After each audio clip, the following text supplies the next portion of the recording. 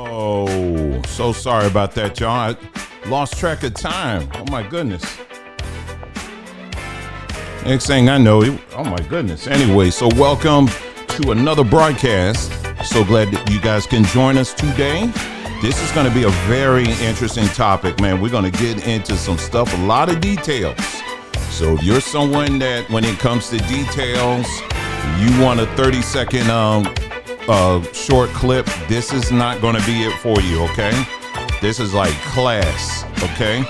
So that's what we're going to be doing today. We're going to be talking about how Black American history or Black history is actually built on Israel. And we're going to go through history just to prove that and show you. We're going to go through these different phases and leading up to this current digital revolution that we're in right now. And so this is going to be class work that we're going to be getting into today. So hope you got your pens, your papers, your pencils, whatever you write with or whatever.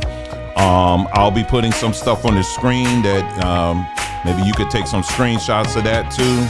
So it's going to be a lot of information. So we're going to try to break it down as simple and as easy as possible, but easy to follow along. All right. So like I said, I repeat, if you're just looking for a bottom line, 30-second, 60-second summary, I'm not doing that. OK, this is class time. This is class work. OK, so that's what we're going to be getting into today. So we'll be starting here. We're going to give people about a little over a minute. And then we're going to get started, okay?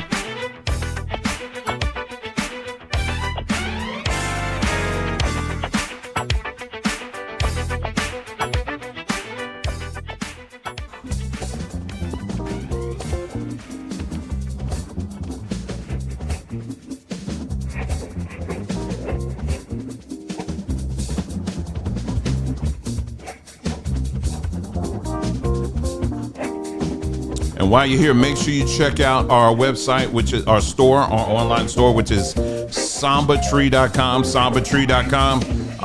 If you missed it, I'm sorry. We tried to tell y'all if we might have still left it up there. I'm not sure, but yesterday was the last day to purchase those summer juices, those summer tropical juices. Yesterday was the last day. You might be able to sneak on there. I don't know if it's still on there or not, but you may want to check real quick. Also, yesterday was the last day for our, our laundry, our natural laundry detergent. That was the last day for that too. So, like I said, again, it might still be up there, but we may have already taken that down. Not sure. So, again, the website is sambatree.com, and we got plenty more things on there too. If you missed that, that's okay. We still got you covered.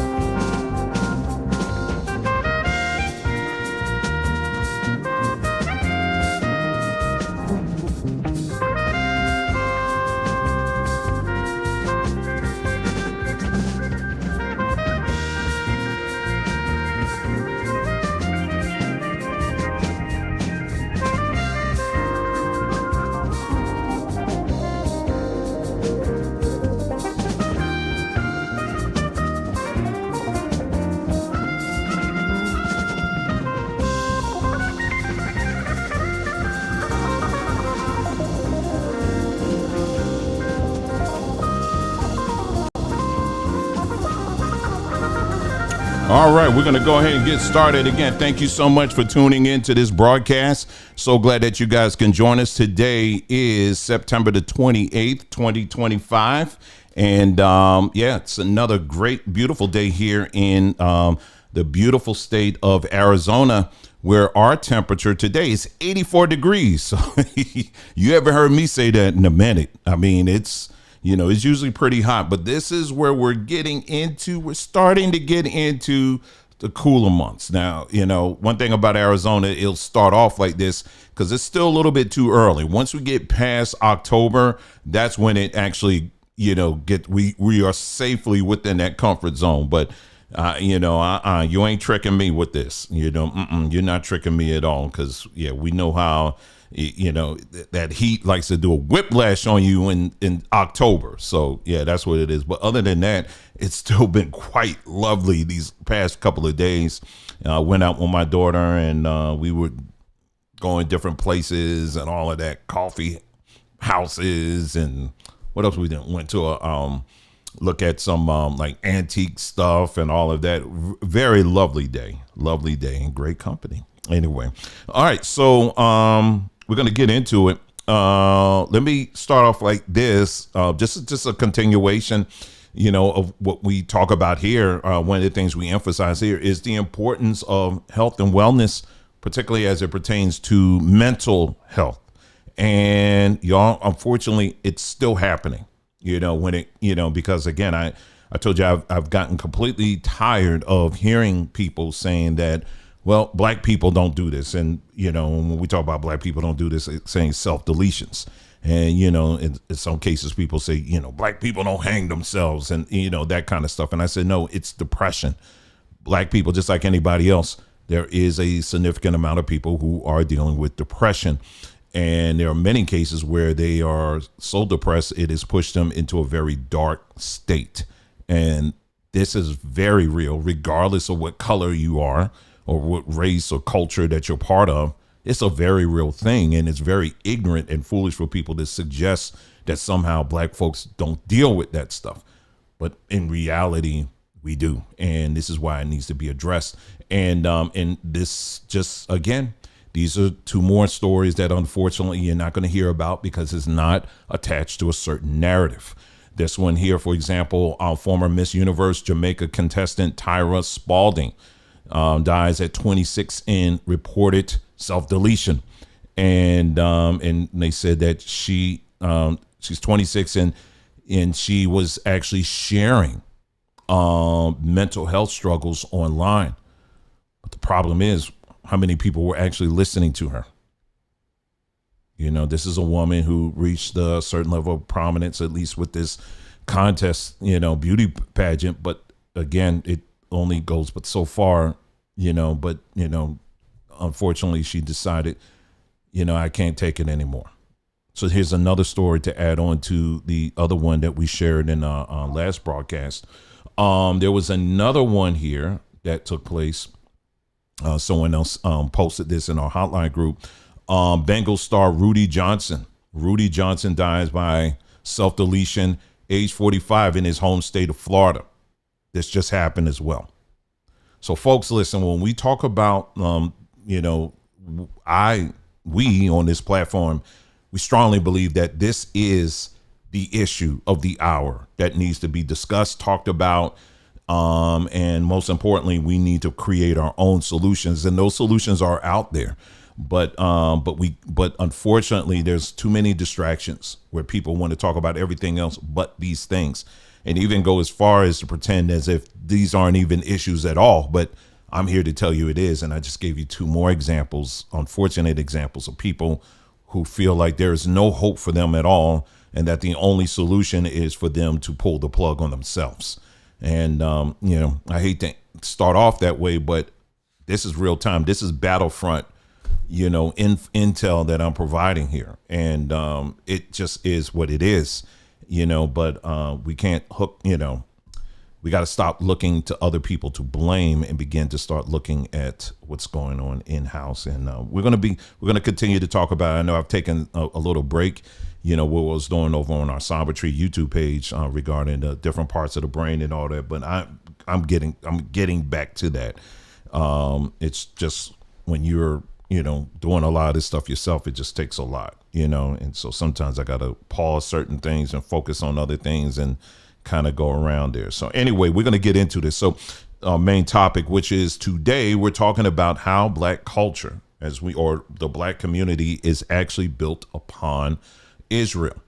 All right. Now, for some of you, that's like, dang, no, that's not true. We built everything. We are the blueprint and all this other stuff. Well, today, by the end of what we're going to talk about today, you're going to see, on this platform and other platforms as well, we've talked about, going back into when you go into slavery, the transatlantic slave trade, how oftentimes people will just say it was white people that were the ones that were really orchestrating everything. But in reality, once we take a deeper look, we will see, yes, you did have whites that were orchestrating, some parts of it and all of that. We've gone as far as going to looking at the church of Rome Catholic Church, that basically put out this edict, if you will, and said, hey, declaration that, you are commissioned by God basically to subjugate the darker races, going into the deeper parts of Africa. And we know exactly what they were talking about. And so they were doing this under a commission by their God, by their religion, to subjugate us, black folks, African folks. And so, and not just us, but also they were going into some of these other lands, like in Central America, South America, going to New Zealand and all of that. And anytime they saw a dark face, they felt that they were commissioned by their God to subjugate them, because they felt like that was their God was telling them to do that. And in fact, he probably was. But, that was the truth. But it wasn't just them.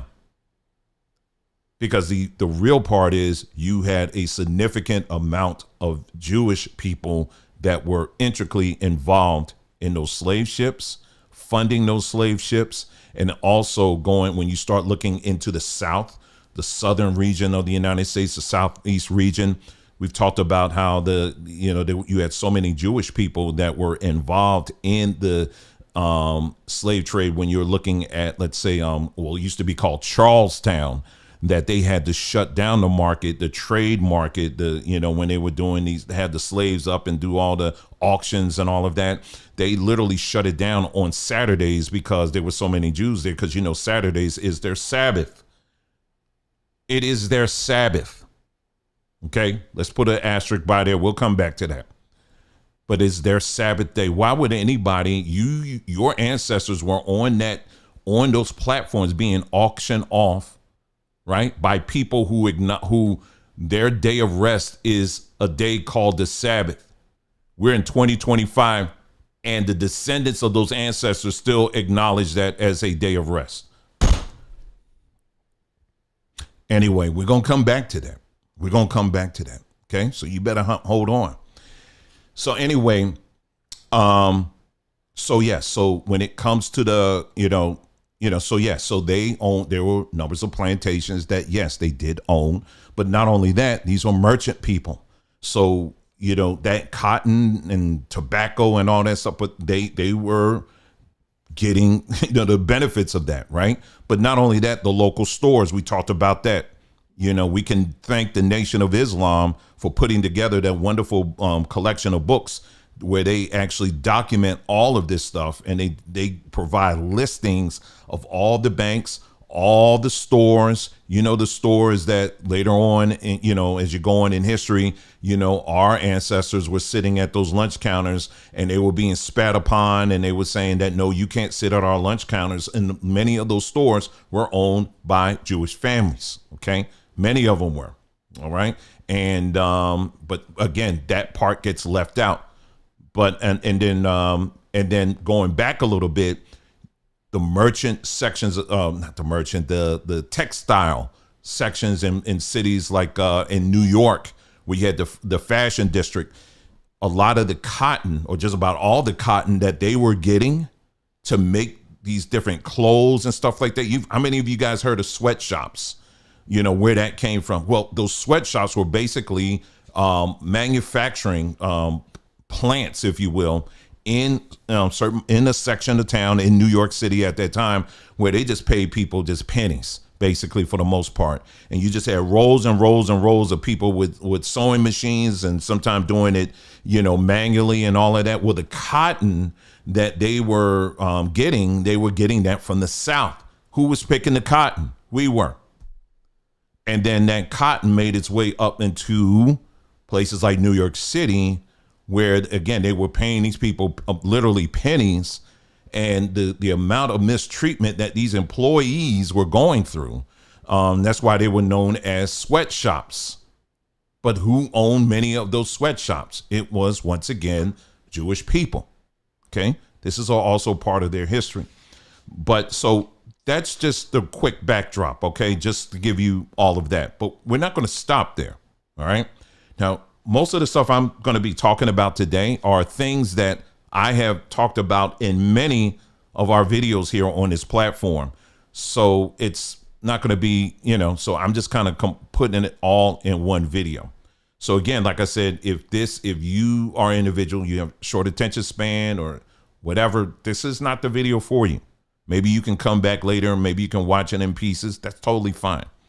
But we are going to get into some details. So I just gave you a quick introduction there.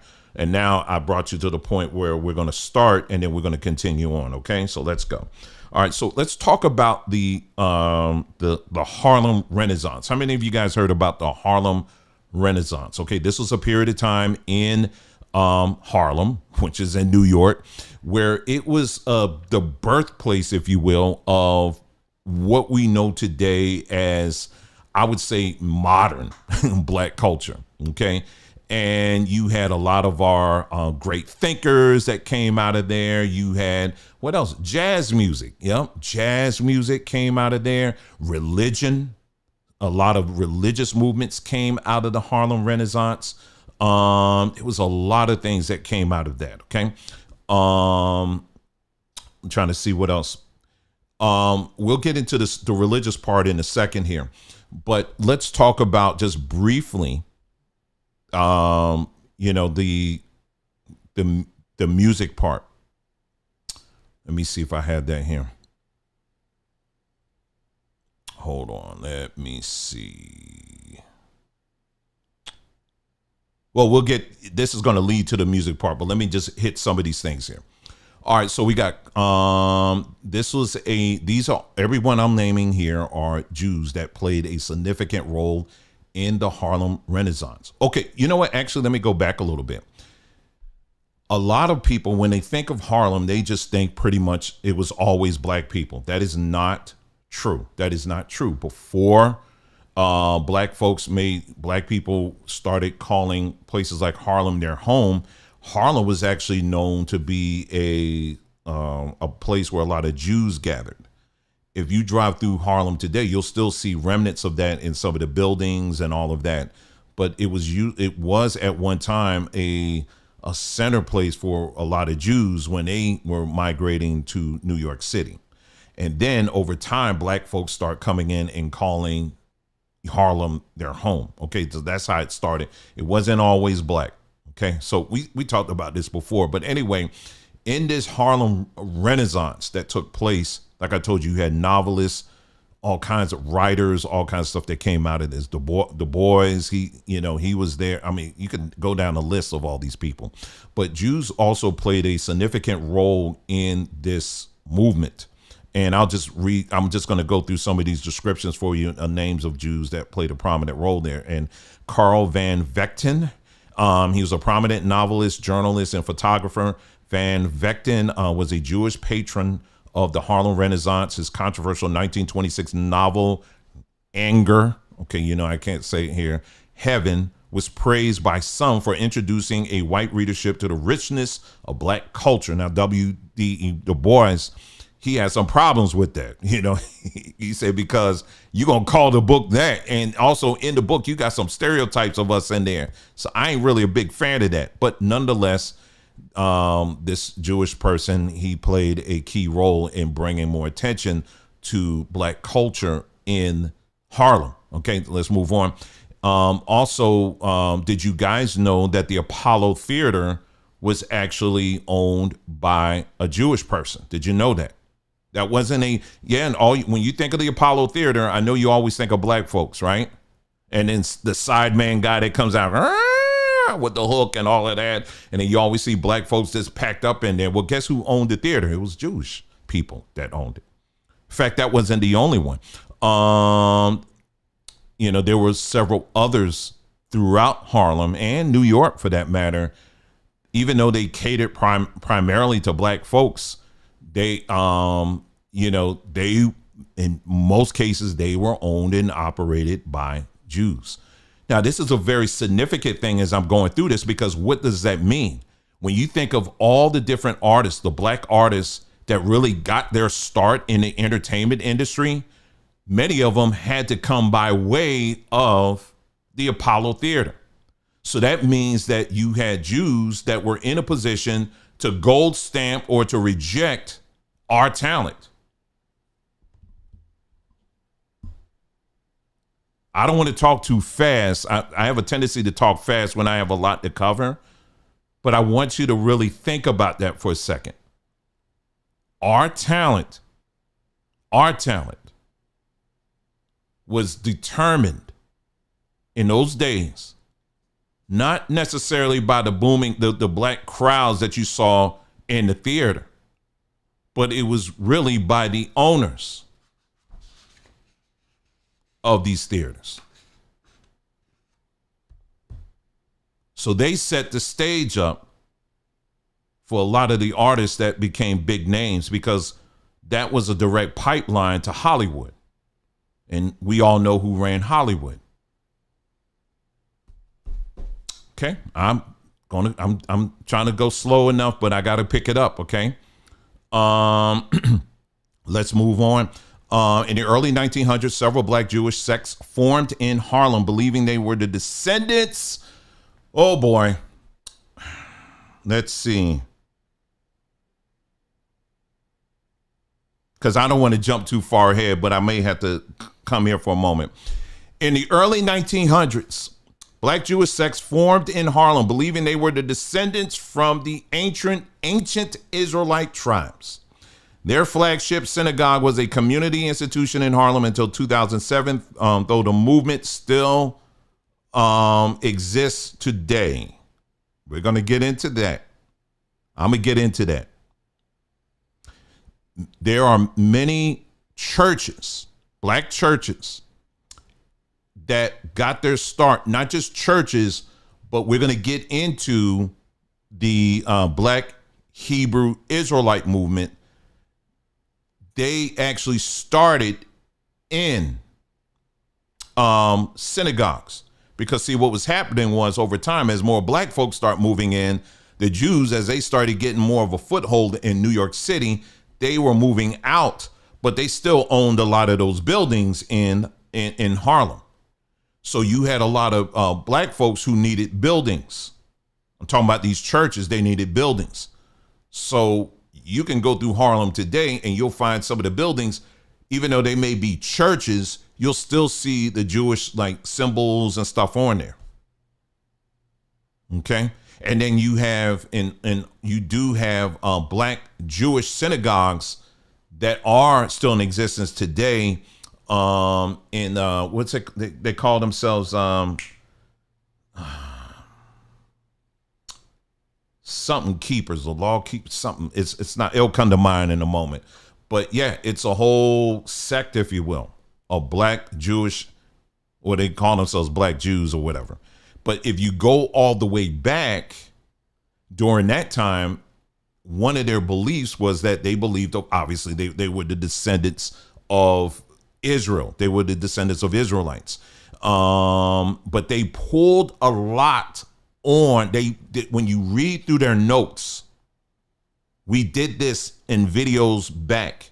When you read through their notes, they pulled heavily upon Jews and synagogues. There were also times they actually leaned on Jewish communities or, local synagogues for finances so that they can purchase buildings. So if you are someone that calls yourself a Hebrew Israelite, this is part of your history. You can call them fake, phony, and all that, all you want, but this is part of your history. Okay, let's move on. The intersection of African American or Black American to Jewish cultures, particularly in music, was a documented part of the era. This led to literary exploration of the dynamic between two communities, with both Yiddish and Harlem Renaissance writers depicting each other's experiences and identities. All right, let's move on. Now, let's get into jazz music. Again, jazz was Commandment Keepers. Thank you. I knew somebody was going to be on it.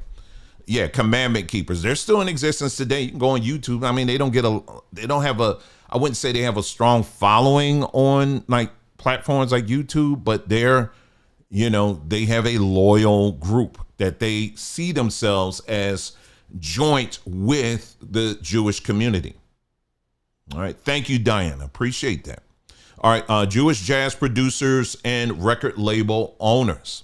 Now, you know, jazz is something that was birthed out of our culture, Black American culture, right? And we pull from influences from, from our different, our pathways, our journeys, right? Well, and jazz was something that we enjoyed as Black folks in our own clubs, in our own wherever. If you go back in time, you would have, it was nothing to see, if you can imagine for a second, to see musicians out on the street corners playing their instruments and things like that. Well, guess who was in the background saying, hey, I see an opportunity. All right. Okay. Jewish entrepreneurs and producers were instrumental in promoting and recording Black music, helping to disseminate jazz, blues, and R&B to wider audiences. Someone said, do I know Zion? Yeah, I know him. Anyway, here are some of the people. I'm just going to go through these names of individuals, Jewish individuals, that played a very key role in controlling the direction of jazz music and also the promotion of the jazz musicians that we do know today. They were at the foundation of this. So we could take credit all we want. Yeah, this is ours. It's Black American. We came up with this. It's ours and all that stuff. But the question that I have for you is, did you ever own it? Did you ever own it? And this is where the cat gets their tongue. Let's go on. Alfred Lion. He was a German-born founder of Blue Note Records. How many of y'all heard of Blue Note Records? Let's see, one of the most respected and influential jazz labels of all time. Alongside Francis Wolff, Lion recorded some of the most celebrated artists in jazz history. Yes, sir. Someone said Chess Records. Yep. That's another one. Norman Granz, an American jazz impresario. I hope I'm saying that right. And impresario and founder of several record labels, including Verve. How many of y'all know Verve Records? I've heard of that. He was known for organizing the integrated concert series Jazz at the Philharmonic and was a passionate advocate for desegregation. So we're going to tell the whole series. We're going to tell all of it. In other words, I'm not painting any picture like evil, demonic, or whatever. We're going to the good, the bad, the ugly, just like I do with everyone else. Okay, so they were very instrumental. And as we're going through history, you're going to see that, yeah, they helped Black folks on one hand, but we live in a very, I would say, evil world. And unfortunately, there are people that have their own agendas, okay, as we'll continue on and you'll see. Milt Gabler, as the head of Commodore Records, that's another one. Gabler recorded many significant jazz and blues artists. He was also noted for his fair business practices and support for Black American musicians. Leonard Chess, there you go, he got ahead of me. That's okay, though. I like y'all bring it all in, bring all that. Let's put all that intel in here. Co-founder of the legendary Chess Records in Chicago, which became known for its pivotal recordings of jazz, blues, and rock and roll. Barney Josephson, founder of the New York Jazz Club Cafe Society in 1938. He was the first nightclub of the city to be fully integrated and to not discriminate based on race. So again, we got to be very clear here. These individuals, these Jews were actually helping to get Black folks into the mainstream. They were doing that. So that needs to be acknowledged. But we have to continue to tell the rest of the story, though. Because again, they were putting themselves in a position to control what was deemed popular versus what was not deemed, what they thought wouldn't work. So think about this for a second. You're going to see this as we get into hip hop. You may have some very, good musicians that could play well, very talented, the whole nine, but it wasn't a black person. It was a Jewish person that said, "You too clean. No, we don't want that. No, we need a little nasty up in here. Well, we need a little this or that or whatever. Or are you willing to go on the couch?" They were doing this stuff. And you know, back then, I mean, it was probably even worse, some of the things they had these musicians do. All right, we'll move on. So you also had plenty of, you know, any fans of jazz out there, you know, there were plenty of very good Jewish jazz musicians, as you'll still find many Jews in that space today. Benny Goodman, Artie Shaw, George Gershwin, Willie the Lion Smith, Mesro, all of these individuals, they played side by side with black folks, you know? And so that's, you know, when we talk about the Harlem Renaissance, they were very much at the center and even at the beginning of that. Okay. So let's move on. Now we're going to move on to hip hop, which is going to be quite interesting here, because hip hop, you're going to see it's connected to another industry. Okay. This is where it gets quite interesting here. All right. So let me go and pull that up here and we're going to look at that. Okay.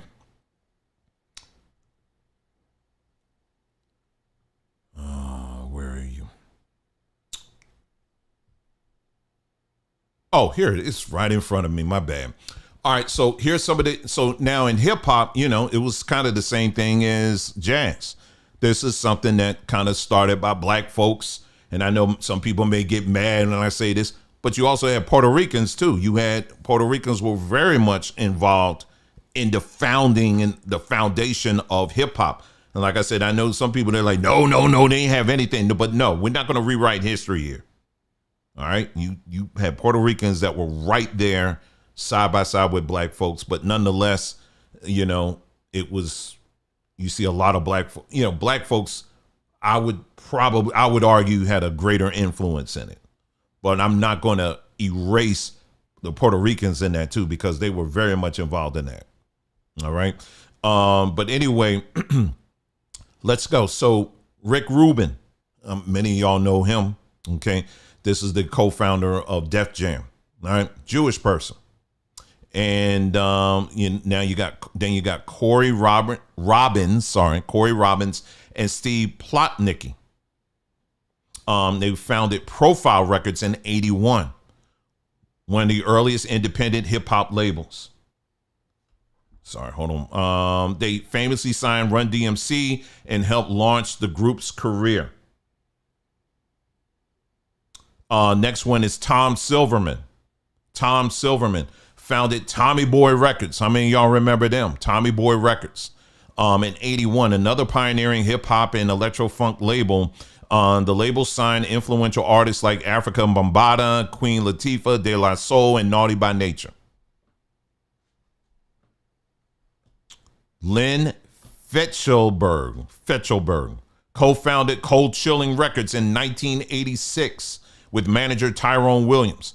The label was closely tied to the Juice Crew and released music by artists like Marley Marl, Big Daddy Kane, and Cool G Rap. Michael Ross co-founded the Los Angeles-based label Delicious Vinyl in 1987, which released early hits for artists like Tone Loc and Young MC. Aaron Fuckus, I don't know how to say that. Founder of Tough City Records in 1981, one of the first independent hip hop labels to secure a major label distribution deal. All right. So that's the record label owners. They played a very key role in pushing hip hop from something that was mainly enjoyed on a local level, and it was very celebratory and all of that, to pushing it into something completely different. All right, so now we're going to move up into the producers and executives. Lyor Cohen, an American music industry executive who began his career as a road manager for Run DMC and the Beastie Boys. The Beastie Boys, as you know, are also Jewish. He eventually took over as president of Def Jam after Rick Rubin's departure and helped lead the label for years. Jerry Heller served as manager for the pioneering West Coast gangster rap group NWA in the late 1980s. His role in the group's controversial rise and later depicted in the film Straight Outta Compton. Yeah, and they also did a short documentary, talking about all of that too. Yeah, Justice mentioned how he came to how Cohen came to the Breakfast Club. Yeah, I remember that. You can find that on YouTube here. The Alchemist, the rapper and producer, has been a fixture in hip hop since the 1990s, producing tracks from major artists like Eminem, Nas, and Snoop Dogg. MC Search, y'all remember him? Or some of y'all old enough, you remember him. Remember the group Third Base? It was him and it was another dude. Well, MC Search, he was the one that had the glasses. And anyway, he went on to serve as an executive producer and was instrumental in bringing Nas to the attention of Columbia Records. Then you had Paul Rosenberg. Paul Rosenberg, longtime manager of Eminem. Rosenberg also managed other Jewish rappers, including Action Bronson, The Alchemist. He later became the CEO of Def Jam Records in 2018. Okay. So they were extreme. Now, did you have black producers and all? Yeah, you did. But these are the individuals that were the main controllers that basically said, okay, you've given us hip hop. Now we're going to take it and make it into what we want it to be. See, a lot of times people get angry with me when I'm dealing with black culture or black history. And I tell you, I got to talk about the negative stuff so we know what to fix. And people don't want to hear that. But here we're talking about hip hop here. As someone who lived in that era, hip hop was nothing like it is today. Hip hop was something that was very celebratory. People were I'm talking about in the early days. It was party music. It was about having a good time. It wasn't about gang banging. It wasn't about any of that stuff. It was just fun music. But then as it started getting big, and I remember during those days, you had local stations like in the tri-state area. Tri-state area for me was Pennsylvania, New Jersey. I lived in South Jersey, so it was Pennsylvania, New Jersey, and Delaware. But you go across that certain line in New Jersey. Some of y'all locals know, you go up a little bit further, it was New York, New Jersey, and Connecticut. So, but local radio stations in that whole Northeast region, a lot of these local rappers, they depended on these local stations to get their stuff out. Right. And you had record labels and stuff then, but a lot of things, it was just, hey man, I got a mixtape here. Can you put this on? And you hear people, they'll tell you that story. You slip some money in there in the envelope and put your cassette tape in there, and then you hit the right person, they'll get your stuff and you can become an overnight success. It was a very fun time and very interesting because you were hearing from artists that these are nobodies. You didn't know any of these people. And then all of a sudden Friday night, 9:00, they start playing, local, hip hop music, rap music and stuff. Man, it's something. You can find some of those broadcasts here on YouTube too. It's artists you never even heard of. But then as this thing became more and more formalized and organized and structured by the people that I'm naming to you here, that stuff went away. And then hip hop became something completely different. And so what is one of the things they came up with? East Coast versus West Coast. Let me tell you about that. As someone who lived during that time. During that time, there was no East Coast and West Coast. You know what brought that on? It was rap music that brought that on. Black folks during that era, we weren't thinking ill of the people that lived on the West Coast or vice versa. Now, these areas had their own gangs, they had their own situations, they had their own problems and all that stuff, but it was mainly focused on what's going on in the region. Nobody would think about California, and California wasn't thinking about us. But it didn't become an issue until they started pushing these artists to start making it into one. It's the whole divide and conquer thing. It's the whole divide and conquer. It's the same thing over, and they do this all the time. And they did that because it pushed sales. It pushed sales. And these individuals, they are the same merchants. They're the same merchants today that they were back then.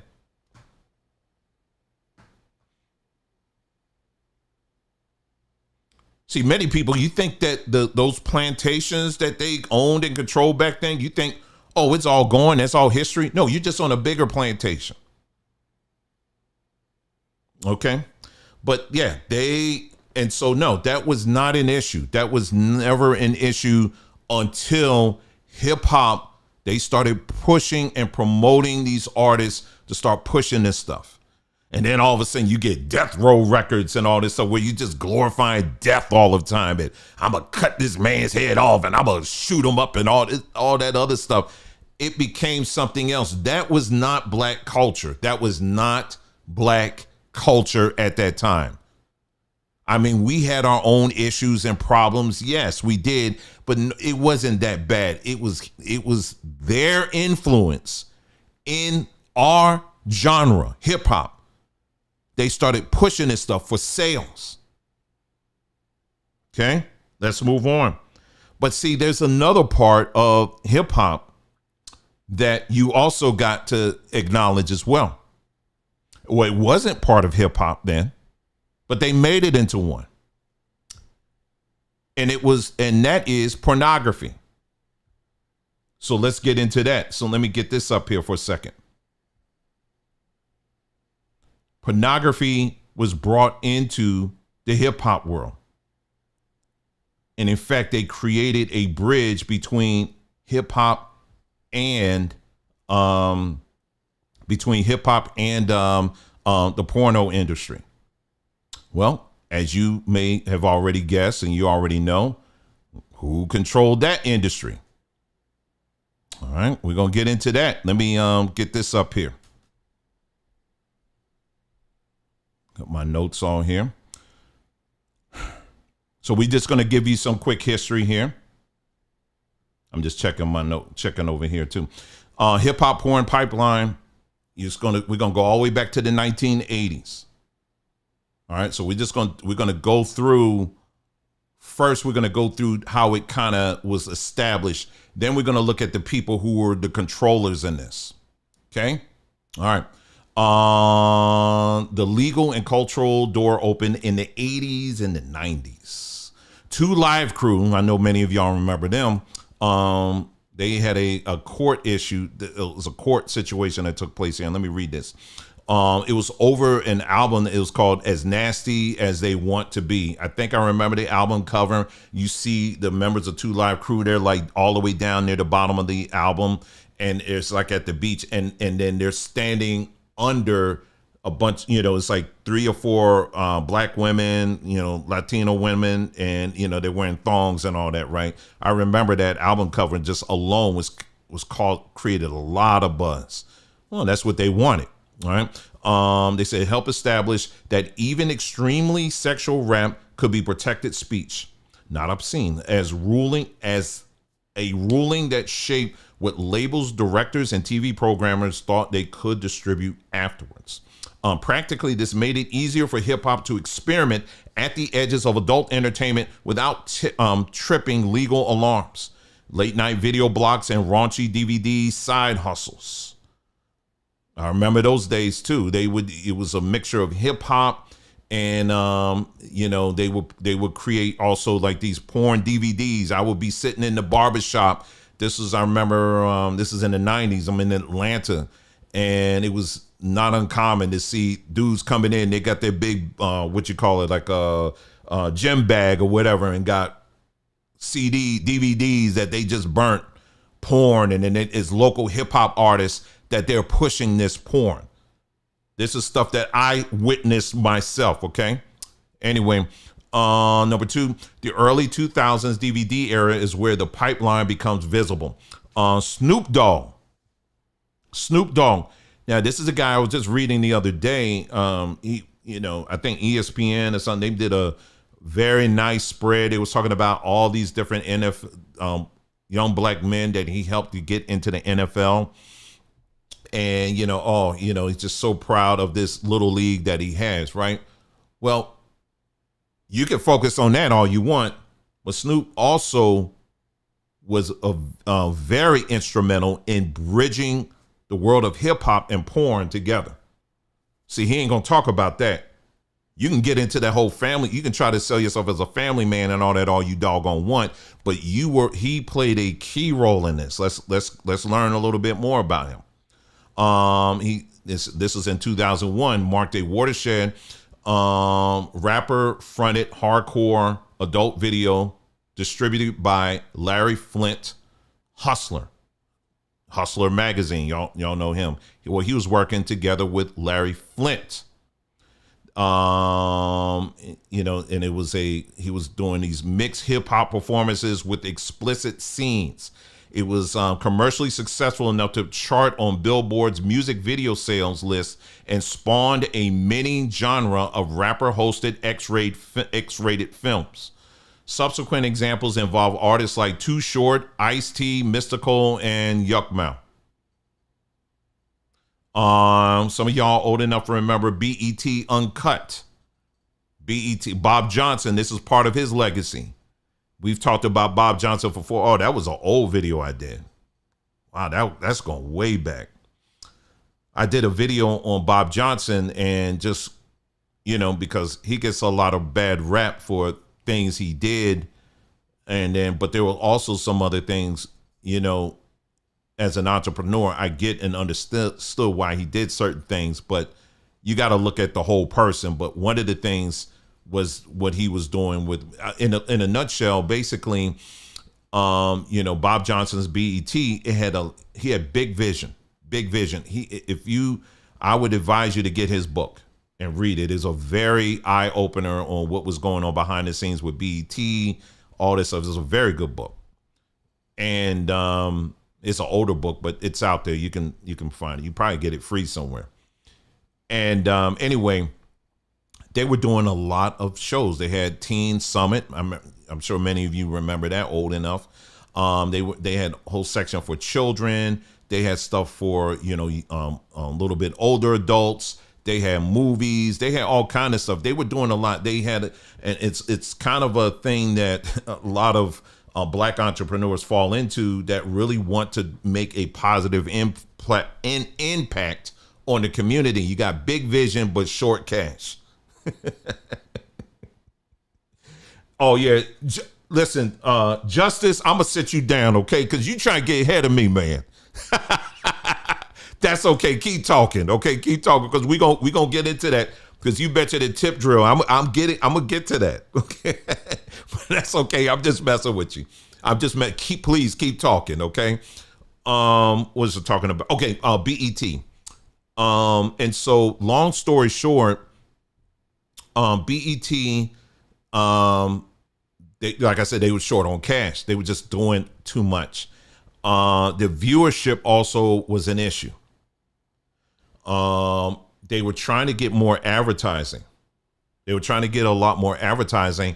And what they were finding out, Bob Johnson, he writes about this, how at that time, a lot of advertisers did not want to advertise on BET, because at that, it's a real black channel, because he wasn't the first, but he was the first that really made it as far as he did. And so those ad dollars weren't coming in. So it was struggling. That's why one of the main reasons why BET was struggling a lot, because again, you got this large company, but you got to pay folks. You got to pay for production. You got to pay for equipment. You got to pay for airtime. You got to pay fees and all that stuff, right? But the advertisers, and he talks about that, they did not want to advertise with him. So unfortunately, what he had to do is had to make some executive decisions by cutting some of the programming. And in its and then so he had to look and say, okay, what are the things that are making a lot of money? And when he looked, he saw, okay, it's these rap videos. So he started he started cutting like Teen Summit. What was the news program that used to have on there? They had a news program, really, really good news program. They cut that. They start cutting all of that stuff, and they start favoring these rap videos, specifically very sexually explicit rap videos. They ain't show nudity, but they got pretty darn close. And that was what was making, they got the most views. And so once he began to do that, that's when the money start coming in. Ain't that something?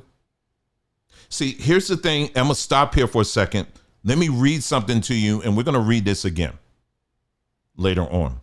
Anything you build on land that you don't own or control is the property of the ones who do. Let me read that again for you. Anything you build on land you don't own or control is the property of those who do. And then I went on to say, you actually believe you own your own house? Stop paying property taxes and find out.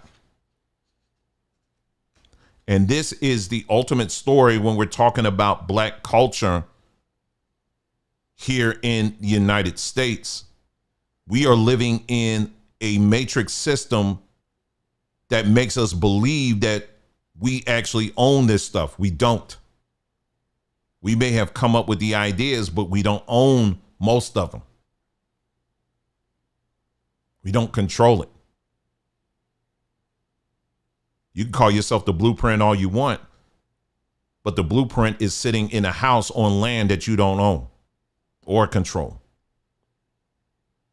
And so with Bob Johnson, he learned that lesson real quick. As much as he wanted to have a bunch of positive stuff out there, at the end of the day, the system told him, we are not giving you a dime until you start playing these videos. Once you start playing these demonic, nasty, X-rated videos, now we're going to start giving you some money. So unfortunately, he made the choice to go that direction. And then BET went where it is today. And when he did that, for me, mentally, I just turned off BET at that point. I just completely blocked it out. So years later, when they start doing these award shows and all that stuff, and people be getting mad, why ain't so-and-so win an award and all this stuff? And see, I can't stand BET, but still, and I'm like, why y'all still looking at it? Y'all didn't cancel BET out when people still holding it up like it's some kind of thing. And I'm like, nah, they done fell off a long time ago. And then Viacom bought them. And you know, Viacom, who owned Viacom? Yeah, so praise to the Most High said, remember Tavis Smiley? Yep, sure do. Sure do, Tavis Smiley. He had a great program on there. A great program. And unfortunately, they had to get rid of him too. Yeah, he talks about some of the pushback he was giving Bob Johnson on that. I remember all of that. Anyway, let's move on. This is still in the early 2000s. How many of you guys remember Girls Gone Wild? Girls Gone Wild. Rappers sometimes cross into the quasi-porn franchises. Snoop Dogg hosted Girls Gone Wild, Doggy Style. Because see, you had Girls Gone Wild. That was mainly like these white college girls or whatever, and they will just roll up on them. You know, I remember seeing the ads on TV, and then they'll pull up their shirt, be like, hey, look, you know, all this stuff, right? Well, these individuals, they said, well, hey, we need to get to these black folks. Well, we got hip hop. Let's pull on some of these artists and let's do a black version of Girls Gone Wild. Well, they pulled on people like Snoop Dogg to help them out. And so they came out. I remember this. It literally, I could see this. It's like as I'm telling you, I can literally see this in my mind. I remember these VHSs being advertised. I remember the commercials for this. Girls Gone Wild, Doggy Style, which led to civil suits and a settlement illustrating the legal and the risk when mainstream rap intertwined with adult content operations. Yeah, I remember Girls Gone Wild, that guy got in a lot of trouble, but they were still pushing it. And then, okay, now we're going to look at talent flow, talent from porn to hip hop. It went both ways. You had rappers going to that were turning into adult film stars and then going into which impacted rap culture, right? A handful of performers explicitly straddled both worlds. It's a guy by the name of Brian Pumper, built a persona as a porn actor, producer who rapped during hip hop media rounds, explaining the crossover play. He's an example of a direct talent pipeline, even if not charting success. On the other side of the video vixen economy, documented most famously by Corinne Steffens, y'all know her, bestseller, 2005 bestseller, mapped how women move between hip hop videos, men magazines, and sometimes adult content while exposing the incentives and abuses embedded in that ecosystem. Oh, we're going to get into it in a minute here. We're going to get into it because this hip hop section, I went to spend some time on this. All right. And let's go. Let's go to this. The OnlyFans boom, which started in 2020. Perfect timing. That's something. These people orchestrated this whole thing with the lockdowns and all that. And they said, let's just so happen to launch OnlyFans because everybody's going to be home. They ain't going to have nothing to do. Ain't that something how slick these people are? Anyway, the OnlyFans boom, which started around 2020, created a new path. Rappers and rapper adjacent influencers monetizing explicit or semi-explicit content directly. Tyga is the clearest case. He joined OnlyFans, launching an OnlyFans focused management company that he called Too Raw with two W's. Then briefly announced an OnlyFans competitor, MyStar. When the platform threatened to ban explicit content, a policy reversed within days under banking pressure. This shows the hip hop adult connection moving from DVDs to creator platforms. Now, again, just so you understand what I just read there, we're not saying that black folks created OnlyFans. I'm not saying that, but what it did is it did provide a platform for numbers of black folks who were in the hip hop world to take part in and also benefit off of participating in that world. And like I said, we're about to go deeper in this, okay, in a moment.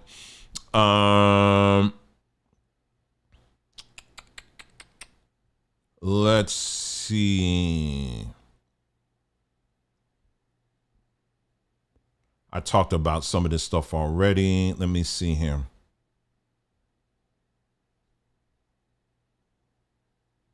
Okay, so that's that. Okay, so now let me move on to something else here. Let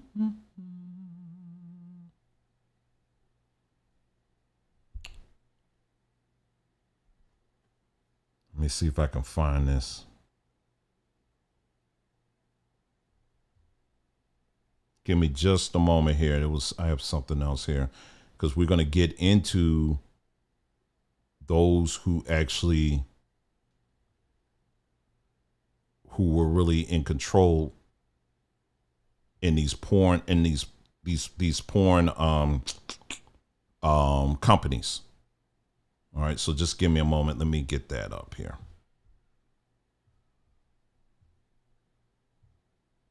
Appreciate your patience.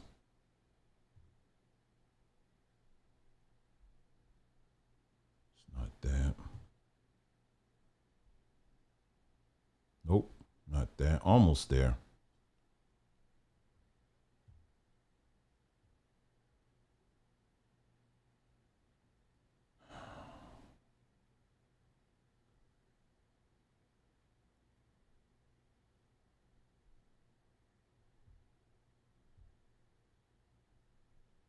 Wait a minute. Where did that thing go? I'm trying to find. I literally had it up here. Hold on. Pipeline. Let's see. Gray zone. Celebrity. Okay, let me see.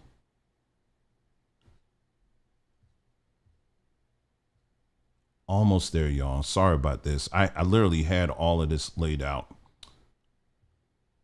Okay, let's see.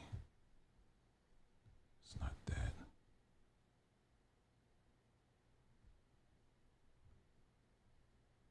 Nope, not that.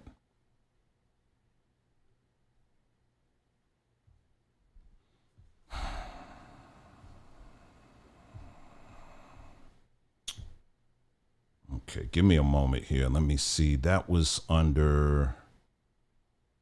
Let me go to my history here. Oh, yeah, here it is. Here it is. Okay, I got it. Okay, good. All right. I was like, I know I'm not going crazy here because I had all this laid out. Okay, here we go. All right, so what I wanted to do is to find out now. In the past, I have talked about, at great. I've talked about. I've done videos on this, and when you're talking about topics like this, you got to be a little careful, especially on platforms like this. But I'm not going to like show pictures or anything like that. But but I am going to show you. We're going to go through hit a topic here. Not necessarily just talking about the porn industry in general, because that's a very vast topic, but more specifically, we're going to talk about the companies that focus on black folks. Okay. Because again, we're talking about, and why am I mentioning the porn industry? Well, again, there's several, and I'll show you this in a moment. There's the porn industry. Guess who takes credit in starting that here in the United States? It's Jewish people. Okay. So anyway, let's go through this real quick here. Let me see, because I refined this list a few times. So I want to make sure I get my right list here. Okay. All right. So let me just start here. Okay. So these are companies that exclusively feature black performers. Okay. It's one called All Black X. There's another one called Pink Label TV. There's another one called Afrocentric. There's another one. Yeah, so that's that. So those are the ones that specifically, and then we're going to look at the owners. Those are the ones that specifically focus on black folks. All right. So now we're going to look at companies with a designated space for black performers. In other words, they cover all kinds of genres, but but they do have a dedicated space on their site specifically for black folks. Well, of course, one of those is going to be Pornhub. Another one is going to be called Brown Bunnies. Another one is called Black Valley Girls. OnlyFans, that's another one. XV Videos. Round and Brown, that's another one. Ebony Galore. And those are just some of them. Again, I have to stress to you that is a very vast area. And those are the more prominent ones. But I assure you, there are plenty more than this. Okay, so they have dedicated spaces for black folks on their pages. All right. And like I said, again, we're going to get into, these owners in a moment. Companies focusing on interracial performances that include black performers. Now, I have talked about this a whole lot here.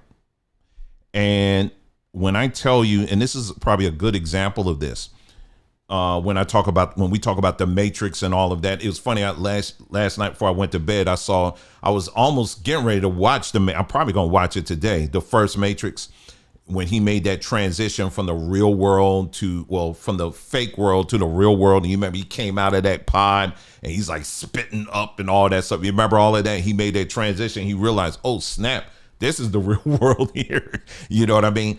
And what I'm telling you right now, I am giving you a glimpse of the real world. Okay. There's some people you're not going to be able to handle what I'm getting ready to tell you, but I'm going to tell you just a glimpse of it. When you are online on social media, internet, whatever, and you see all of this racial back and forth, whites going to get banging on blacks and blacks banging on whites and vice versa and all of that. See, that's the surface. Right? That's the surface. But underneath that, because I know I'm pretty sure all of y'all, you don't explore these areas. And I would highly caution you. And if I could set myself on fire and stand before you and say, don't do it, I would do it. Well, maybe not. Maybe I'll create something and just put a fire in front. I'll just save my skin. Okay. But underneath that, when you're looking at two worlds, there's two areas here. In the world of pornography and also in the world of novels. And I have a video cooking in the oven that I'm actually going to be working with my daughter on this one. But in the world of novels, for example, you have genres where people, white folks and black folks, are fantasizing about some of the most vilest things sexually to do with each other. I mean, it's just some very sick and disgusting things. And this is all out here on the internet. Black folks and white folks just be going, it's nuts. And I'm like, wait a minute, this don't match what I see on Facebook. This don't match what I see on X or TikTok. It doesn't match. But it's like I went into a darker room behind the scenes and I'm like, oh snap, this is how y'all really operate. Well, the porn industry is no different. Because behind the scenes, these groups that be going in on each other a lot of times, well, they be fantasizing about each other. At very great lengths, I might add. And doing some very crazy stuff.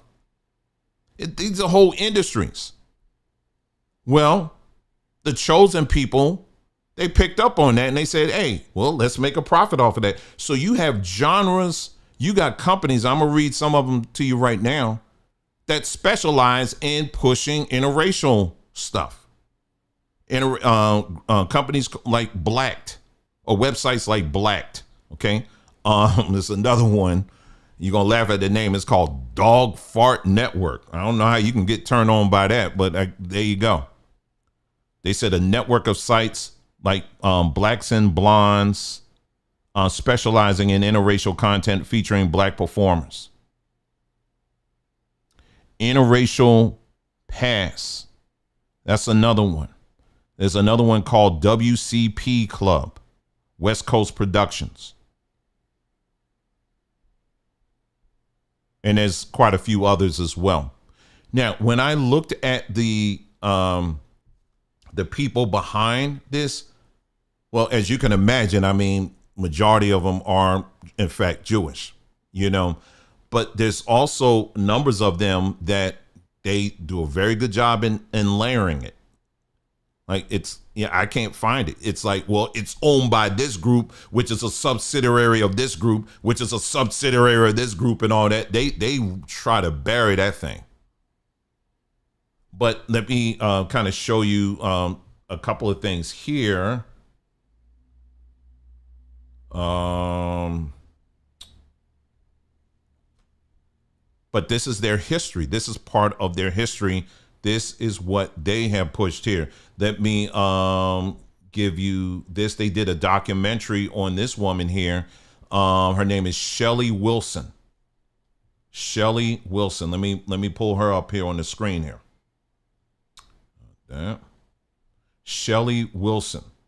And the name of the documentary is called Queen of the Deuce. And she is the Jewish grandmother that ran New York City's porn industry in the 60s and 70s after fleeing the Nazis. So she fled the Nazis, and the first thing she said, I'm going to do is get into porn. I guess it's all that trauma she had to work out.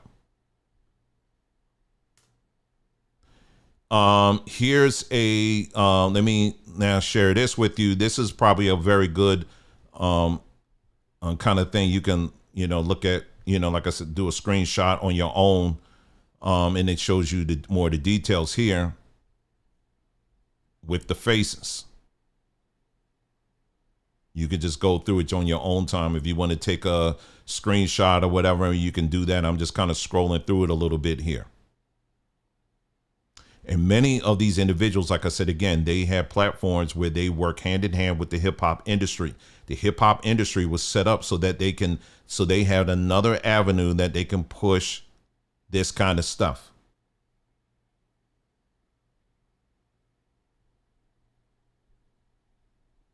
Okay. So like I say, you can look at that. You can take a screenshot or whatever and look at that on your own time. All right, let's move on.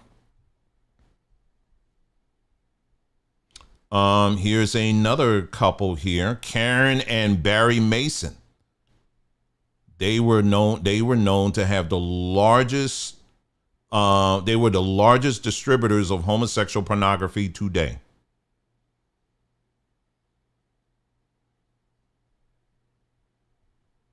Okay, there you go.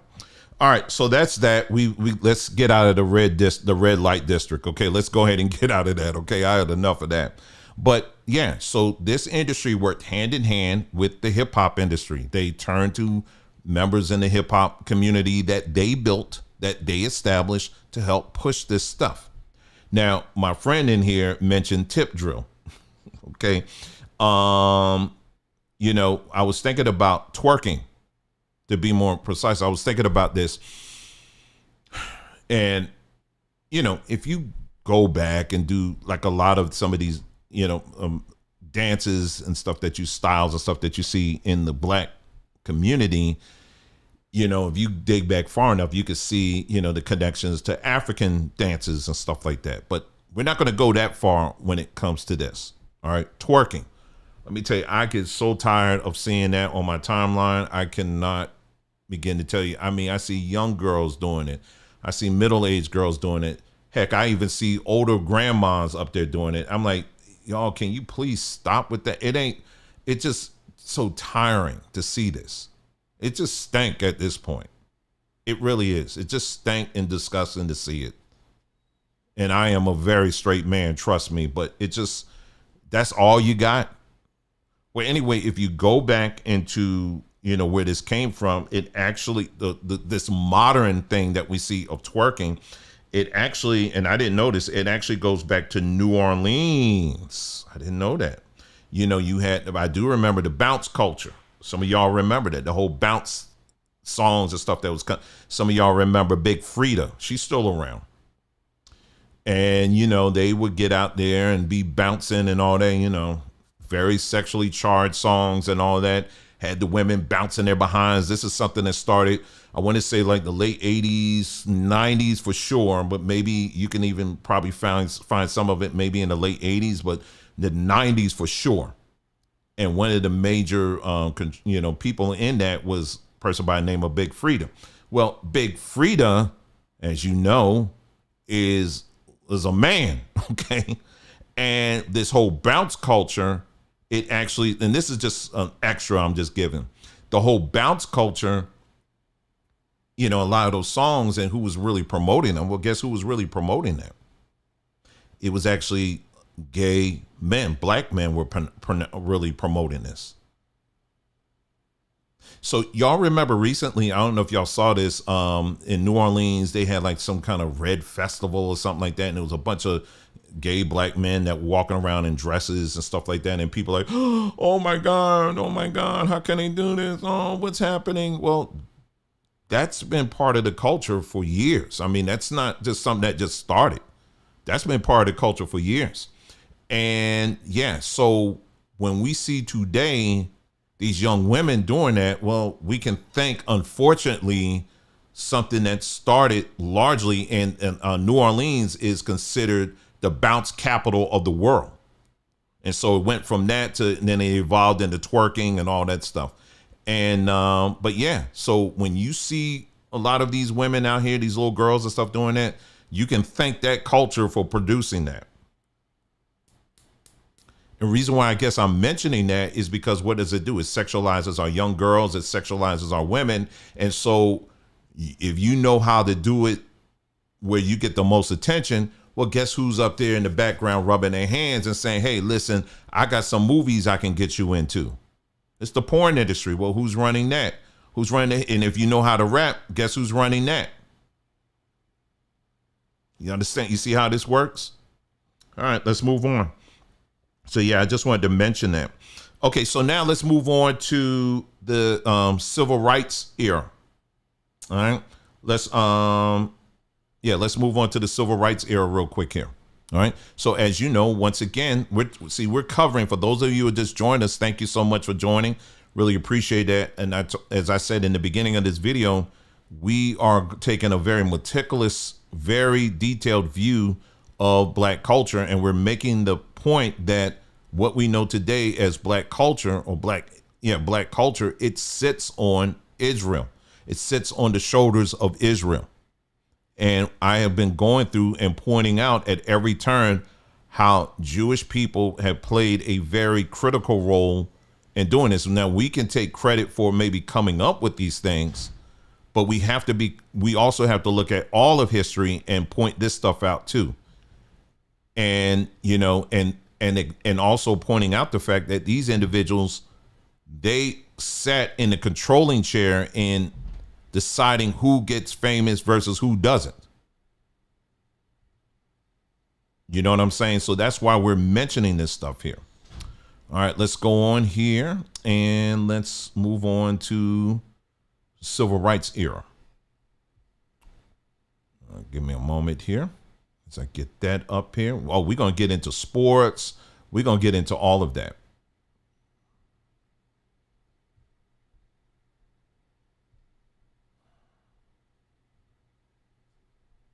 Here it is. Okay, here we go. So, okay. All right, so let's go through this real quick, okay? I want to make, hopefully y'all still in there with me. All right, so let's go through this real quick. Okay, so prominent Jewish figures in the civil rights movement, very quickly. Jewish founders of the NAACP. Many of you should already know this by now. All right, several Jews were among the founders and early leaders, including Julius Rosenthal, Rabbi Emil Hirsch, Henry Moskowitz, Stephen Wise, and Lillian Wald. They were the early founders and financiers of the NAACP. All right. So the NAACP basically works hand in hand with Jewish organizations. All right. Joel and author Spingarn. These brothers held significant leadership roles in the NAACP for many years, with Joel serving as chairman and later president, and author heading the organization for 25 years. Julius Rosenwald, the philanthropist, funded over, now check this out. I don't know if y'all knew this. I don't know if y'all knew this or not, but I really encourage you to look it up. There was a Jewish guy by the name of Julius Rosenwald. You need to look this up. Julius Rosenwald. Now, he was a philanthropist that funded over 5,000 schools, primarily for Black American children in the South between 1910 and 1940. Let me read that again. His name is Julius Rosenwald. He's a philanthropist that funded over 5,000 schools for mostly Black American children in the South between 1910 and 1940. These quote unquote Rosenwald schools educated nearly 40% of Southern Black children at the program's peak. I think we need to take a full pause on that one. I probably should go in the backyard and sit down for a little bit because I need y'all to catch up on that one. 40%, nearly half of our children, their education, because we hear a lot about, the education was poor and, and they didn't learn anything and all this other stuff. And they were struggling just to learn a bit. And, this educational system, they never taught us about our history and all that stuff. Julius Rosenwald, between 1910 and 1940, he was responsible for educating nearly 40% of Southern Black children in the South. Yeah, you need to take some time and think about that one. Do you want to talk about setting a precedent? Do you want to talk about setting a precedent? Let's talk about that.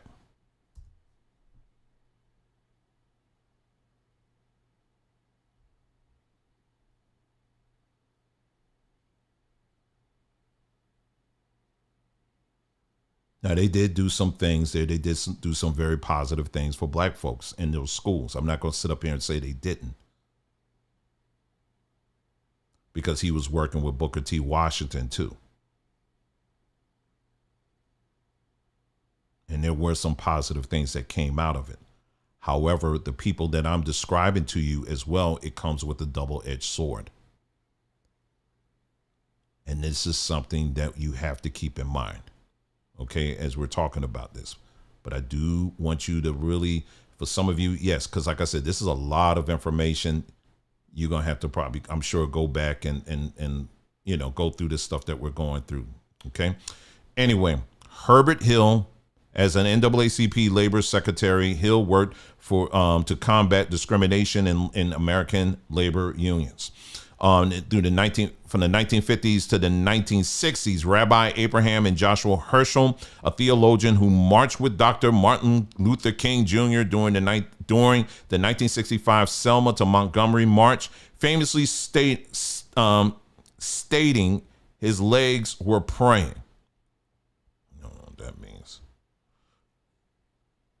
So they are the ones that help push this narrative, like, you know, we're going to, you know, the whole civil rights thing, we're going to march, and this is how black people are going to get their rights. This is what they did. But let's be real here for a second, okay? Let's be real. They told black folks that if you're going to get your rights in this country, you're going to have to march, right? But this same group of people in World War II, World War I, World War II, what did they do? Did you see Jews march in the streets? No. What they did was, because they controlled a lot of the press here in the West, what were they doing? They were putting out the word, hey, listen, we are going to organize a worldwide boycott against all of these businesses here, against Germany, because we see what's going on in Germany and we want to attack Germany. So we're going to use our press, and we basically going to press Germany. And that's what they were doing all here in the United States and in other countries. That's what they were doing. You didn't see Jews taking the streets and marching and telling them they got to stand in front of water hoses and getting shot down, and they got to get bit by dogs and all that stuff. They weren't telling them to do that. They were telling us to get out there and do that. But they were telling us to do that. But when they needed to get stuff done, they just said, okay, nope, this is what we're going to do. This, boom. And it was done.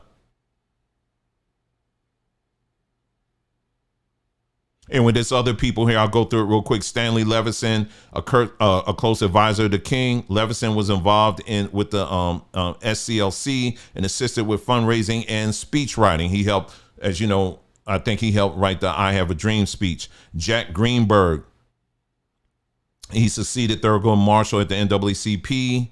Andrew Goodman and Michael Schwerner, these two Jewish activists, along with James Chaney, were murdered in Mississippi. You remember that? They were involved. Like I said, again, they had some people in there too.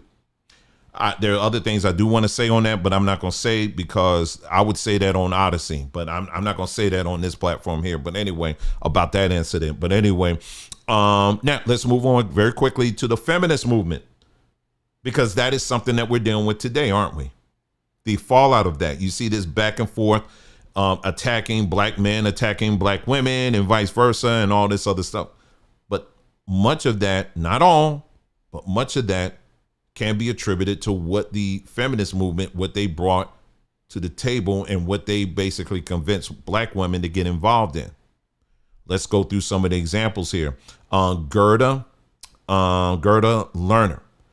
This is a woman's history scholar and Holocaust survivor. Lerner founded the first graduate program in women's history and edited Black Women in White America, a collection of primary sources. I was just on TikTok today, and there's an older black woman. She had to be in her mid to late 60s. And she was literally seriously on here talking about black women. Let me tell you something. As a psychologist and whatever it is, she said, I'm gonna tell you right now, these white men actually treat you better.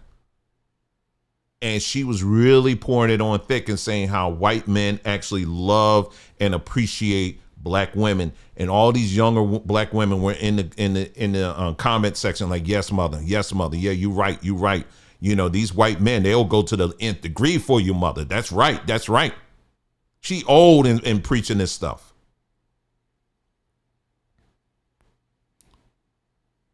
And so anyway, move on. Florence Howe founded the Feminist Press, which published works by black writers like Zora Neale Hurston. Many of y'all heard of her name. Yavila McCoy, a black Jewish woman and CEO of Dimension Inc. She advocates for Jews of color and is a pioneer in the Jewish diversity and equity movement. So if you want to know some of the early roots of DEI, look no further than these individuals here. See, I don't look at DEI as a one-dimensional thing. When I hear DEI, every time I hear DEI, my mind automatically goes back to these days on where this thing was birthed, this DEI stuff. It actually started going all the way back to like the campuses of Harvard and Yale and all of that.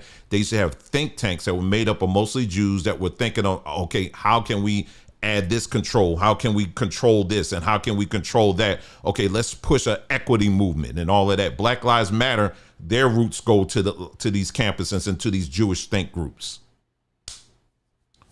I tell you, there's a lot I could get into. A lot of time, I just don't have the time. Either I don't have the time, or I just think I said, man, some of this stuff is just gonna go way over people's heads, you know. And then yeah, you can of course look at other different movements. Some of the more radical elements you had, some of them like the Weather Underground, for example. You know, you had a lot of Jewish involvement in that. A lot of organizations like that. A lot of times they would work side by side with other black radical organizations during the 60s and all of that. So yeah, they were involved quite a bit in the civil rights movement, period. And I'm just giving you a quick overview here. Now, let's take a break here because I want to take a pulse here and make sure everybody's still breathing. You okay? Let me know. Give me a 1 in the chat. Just let me know, because like I told you, there's a lot of information here because now we're about to go into religion. You know, so just give me a moment here, and we're going to get into religion. This is going to be pretty, I'm just going to tell it like it is, y'all. I have to tell it like it is. So just give me a 1 in the chat. Let me make sure that you're still alive and breathing out there. And then we're going to get right into it. I'm trying to get through this stuff here. Okay. Let's see. While you're doing that, let me pull up my next stuff here, and then we're going to get into the religion part. Just give me just a moment here.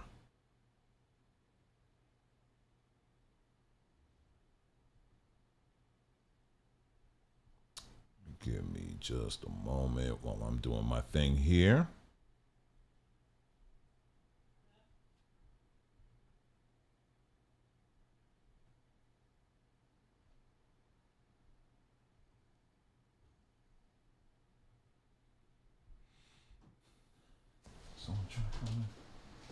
Jace, what's up? No. Okay, let's see.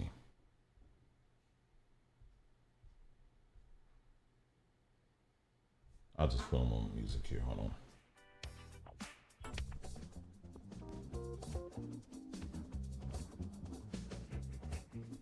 on. I'm starting up again momentarily here. Okay, I'm just giving this little break here.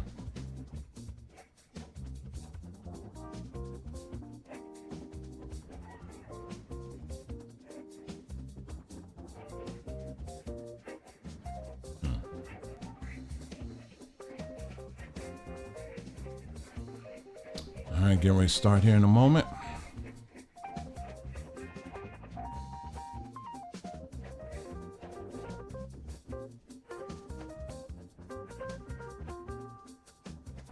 All right, good. All right, I'm going to go ahead and continue. I told you I ain't going to waste no time here. Okay, so let's go ahead and continue here. Okay. All right, so now let's get into religion. Okay, let's go into religion. When we're looking at black culture, right, in this country, let's just make it perfectly clear here.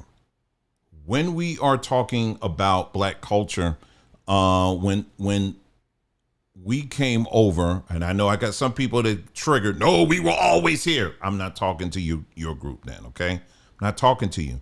I'm talking to those of us whose ancestors came over on slave ships from Africa. That's the group I'm talking to, okay? If you want to claim that you were always sitting in here, you was in your TP on the side watching us as we were coming off of slave ships, okay, cool, that's you. Then this part of the conversation isn't for you. But for those that did come over here, we brought our own belief systems, you know, when it comes to spirituality and all of that, we brought that over here. So, you know, the African spirituality and stuff, it was there, you know, and you could see evidence of that, you know, wherever you see black folks that came off of these ships. I mean, you go into, you know, like New Orleans and Charleston, South Carolina, and, you know, Florida, you know, all of these places here, you'll see traces of our spirituality, you know, but over time, of course, you know, the controllers, if you will, said, nah, you can't have that because that's witchcraft, it's demonic. And so they were forcing us to get into Christianity, right? And was saying that, no, this is your savior. This is who you need to worship and all of that, right? And and so what basically is a central point, and I know people aren't going to like what I'm getting ready to say, but I'm going to say it anyway. When you read the Bible, basically it's making it very clear that Jesus was Jewish, or Yehudim, or whatever y'all want to say. Okay? And don't take my word for it. Just listen to what this one rabbi is saying here. And there's plenty other video I could pull up, but let me pull up this one here. All right. The Jesus that they presented to us was one that was Jewish.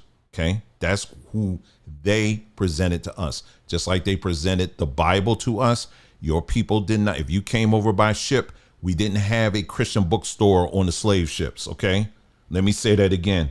We didn't have a Christian bookstore on the slave ships that had all different translations of the Bible. We didn't have that. Okay. Okay. The Bible was something that was introduced to us once we got over here. What they presented to us in that Bible was a Jesus that was Jewish. It's a whole Jewish narrative in the Bible. And people will fight and try to make it seem and try to separate, you know, the Bible from Judaism, but you can't do it because the message of the Bible rests on the shoulders of the Torah. Where do you find the Torah? You're going to find the Torah in Judaism. Judaism is the foundation of the Torah. The Judaism, it centers around the Torah. Your Bible centers around the Torah. I don't care if you're like, I'm an Old Testament person, I'm a New Testament. It doesn't matter. The Torah, the law, that's what your Bible rests on. You can't separate that. Do you understand what I'm saying? So the Bible is very much a Jewish literature, very much. Now you had the influences, of course, of Rome and Greece. I'm not going to get into that, but by and large, it is centered around Jewish belief, period. End of discussion. I want you to listen to what this rabbi had to say here on this. Very interesting. He's very direct. I give him that. Take a listen to what he's saying here. You guys are worshiping one Jew. Oh, sorry. Got my wrong. There we go. Let's play it again so you can hear it. You guys are worshiping one Jew. That's a mistake. You should be worshiping every single one of us because we all die for your sins every single day. And that's exactly what's going on here. We're all God's firstborn, and we're dying for your sins right now because the Jewish people in the land of Israel are the bulwark against the orcs. You guys are worshiping one Jew. That's a mistake. You should be worshiping every single one of us because we all die for your sins every single day. And that's exactly what's going on here. We're all God's firstborn, and we're dying for your sins right now because the Jewish people in the land of Israel are the bulwark against the orcs. Okay. So I know some of y'all right now, oh no, he don't know what he's talking about. He part of one of the fake people and all that. He all that. Okay. All right. Okay. All right. Okay. Yep. He fake. He don't know what he's talking about. Okay. All right. Well, and I'm speaking more so right now to you Hebrew Israelites. Okay. Now yesterday last night, I was like, man, I wouldn't mind having, have a call in and have people call in who are Hebrew Israelites or whatever. This ain't some challenge like I'm beating my chest and I'm like, hey, come on, let's go at it and let's rumble and all. I'm not doing all of that. But there's certain things that are being said that I was like, regarding, for example, this whole thing about black people being cursed. I really want to challenge people on that. I wanted to challenge people on that and give people an opportunity to put that out there. And see what you're saying. And let's look at that. Let's look at it. And I do this periodically. And every time I do that, nobody ever responds. So make out with that what you will. But I'm just saying, I do offer that many times and nobody.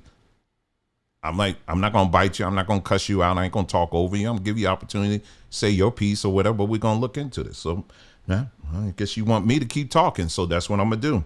So anyway, there is something pretty interesting about this. For those of you who are Hebrew Israelites, there's a lot I'm going to say, but let me just start off with this. And I've done videos on this.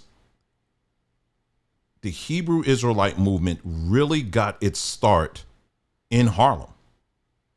And I told you, we did videos on this. How many of you guys heard of the Schomburg Center? The Schomburg Center. Okay, the Schomburg Center is part of the New York City Public Library System. And this is the website right here. Let me pull it up. Let me pull up the website for you. Not that. There it is. This is the Schomburg Center. And I don't know if they have like a picture of the outside, but yeah, this is the Schomburg Center. Now, quite interesting here. You see the name Schomburg. I mean, clearly that's a Jewish name, right? But yeah, but there's a little interesting history here about the Schomburg Center. Well, this is Arturo Alfonso Schomburg. This is him right here. As you can see, he do look black, and he's okay. So let me give you a little bit of history of the Schomburg Center of Arturo. Okay, Schomburg. Okay, he was a historian, a writer, curator, and activist who wrote numerous books. Schomburg was a Puerto Rican or of African and German descent. He moved to the United States in 1891, settling in New York City at the age of 17, where he researched and raised awareness of the contributions that Afro-Latin Americans and African Americans had made in society. He was an important intellectual figure in the Harlem Renaissance, what we just talked about. Over the years, he collected literature, art, slave narratives, and other materials of African history, which were purchased to become the basis of the Schomburg Center for Research in Black Culture, named in his honor, the New York Public Library branch in Harlem. All right. And then I'm not going to read the rest of this here. So he identified as an Afro-Puerto Rican, but the other part of his lineage is very much Jewish, and he had access to a lot of capital. Now, this is a center that is highly funded today by Jews, even though the front face of it is black folks, but its existence is really because of Jews today. Now, I found this to be quite interesting. In Hebrews, I'm getting to you. I had to lay this foundation first. Just to establish what's very interesting about this is that Jews tend to be very focused on their history. Why would they be so focused on our history? Just really something here. Let let me just read this to you. The New York Public Library is Schomburg Center for Research and Black Culture, holds the notes, check this out, from the early Black Hebrew Israelite movement known as the Beth Elohim Hebrew Congregation, which we did a video on. The congregation was founded in Queens, New York. The Schomburg Center holds the Beth Elohim Hebrew Congregation records and the Beth Elohim Hebrew Congregation audio collection. The archive includes interviews with leaders and longtime members, correspondence, organizational records, and other materials documenting the congregation's activities from 1977 to 95. Significance: it serves as a vital resource for studying Black Jewish history and early Hebrew Israelite movement in New York City.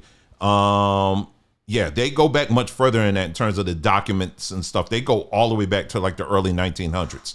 For Hebrew Israelite history. So if you are someone that calls yourself a Hebrew Israelite and you want to know your history, it goes all the way back to them. It is documented by them. We actually took the time on this platform and we went through the documents that they made available online. And you can see how they pulled a lot from a lot of the local Jewish congregations in the city. So your history is, as a Hebrew Israelite, is being held by Jews. And then, thankfully, I think it was Diana mentioned about the commandment keepers. The commandment keepers, if you look them up today, they work hand in hand with Jews in the city. They work hand in hand. They see themselves as brothers. So what you see on social media, that's something else. But the OGs, if you will, they are very much in line with and in tune with the Jews, very much. So all of this that you see out here with, shalom, brother, shalom, I'm just with the mishpachah, and I'm not mocking y'all. I'm not mocking y'all, I know it's, but trust me, I'm not. But all of that vernacular, those practices, you can try to delineate yourself from them all you want, but at the end of the day, your history comes from them. Your practices comes from them. You just added your own seasonings to it, but it still comes from them. And so you're just manifesting just another branch of it, but you're still very much your history is rooted in them. You can't get away from that. You can call them fake all you want, but when you go to the OGs of your movement, they are very proud partners of these people. The same ones we were just talking about, the hip hop industry and the jazz and the Renaissance, everything we've talked to up to this point. Yeah, those same people, they partner with them. The root of your belief system is tied to those people. You can't get away from that. You can't get away from that.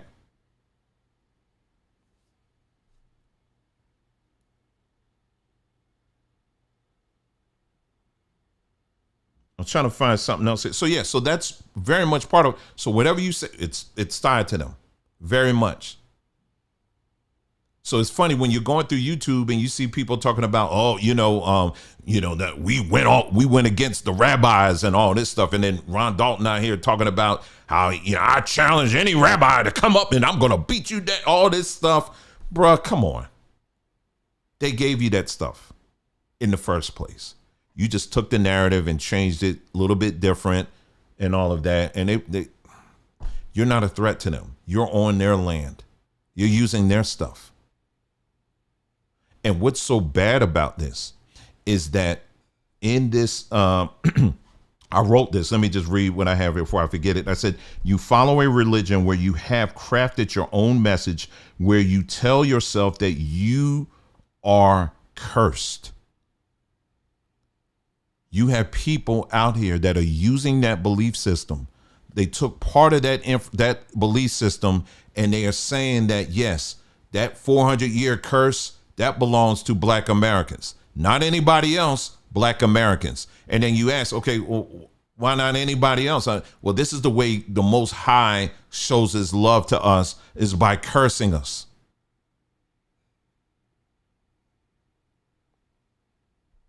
These are things I used to believe. These are things I used to teach.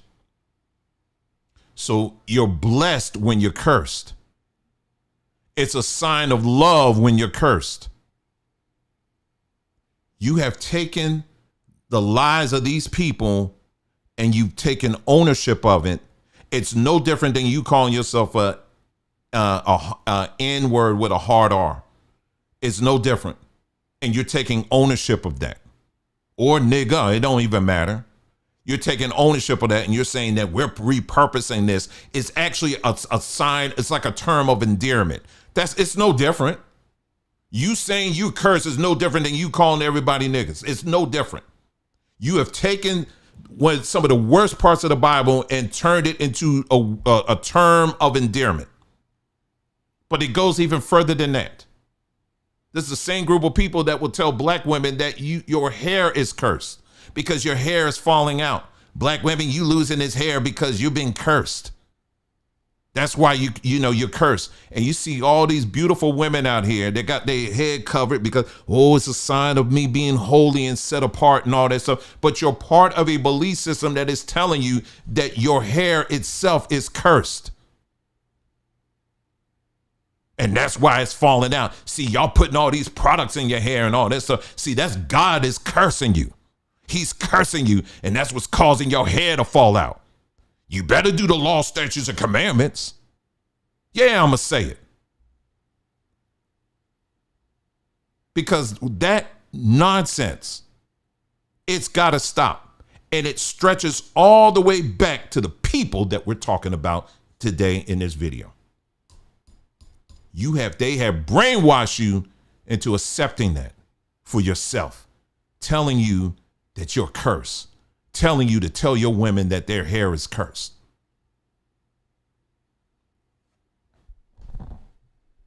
And don't let me get into circumcision. Don't even let me do. We got a whole series on that. Don't let me get into that. Oh, it gets quiet up in here when you start talking about that, doesn't it?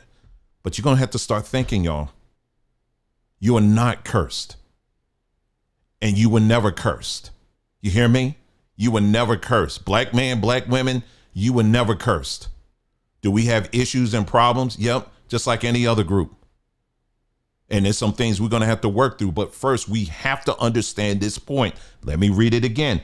Anything you build on land that you do not own or control is the property of the ones who do. We have to first recognize that this space, this matrix system that we're in right now, we do not own or control it. OK, it doesn't mean you are powerless. It just means that you got to wake up to the fact that, no, this ain't our system. Anyway, let's move on here real quick here because I'm looking at my time. Like I told you, we're getting at the tail end here. Very quickly, sports. I did a quick search on sports. Real quick here, 40% of NBA owners, 40% of them are Jewish. 40% of NBA team owners are Jewish. And then NFL, I didn't get a percentage on that. They said, I think it's 10 out of the 32 NFL teams have Jewish owners.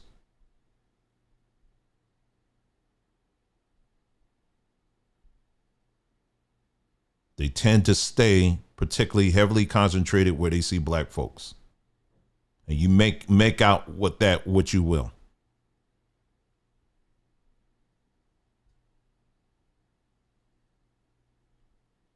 I'll just leave it at that. Then we can talk about banking. That's, we can get into that another day. But, banking, all this stuff, a lot of things that we would protest against, who was basically behind the scenes on that as well. It was white people, too. Like, for example, the banking, what's his name? Roosevelt. He established a bank, like a commission, a housing commission. And what he did, this housing commission had 3 people on the board, and they were responsible for setting up these redlining laws, right? But they were getting intel from the banks that were on the ground that was saying, hey, listen, there's certain parts of town we're not going to finance. Who was in control of those banks? Well, there you go. I'll just leave it at that. Okay, so now let's move to this final part here, and we're going to talk about the digital age that we're in right now. Now, this part is very important. See, I had to give you all of that because, see, now we've gone from terrestrial stuff to now we're in the age of digital, where things that we're building, the things that we're doing is all in the digital space. Okay. And so it's very important for you to understand that. So let me pull these diagrams up here. I was able to put together. I put this together last night.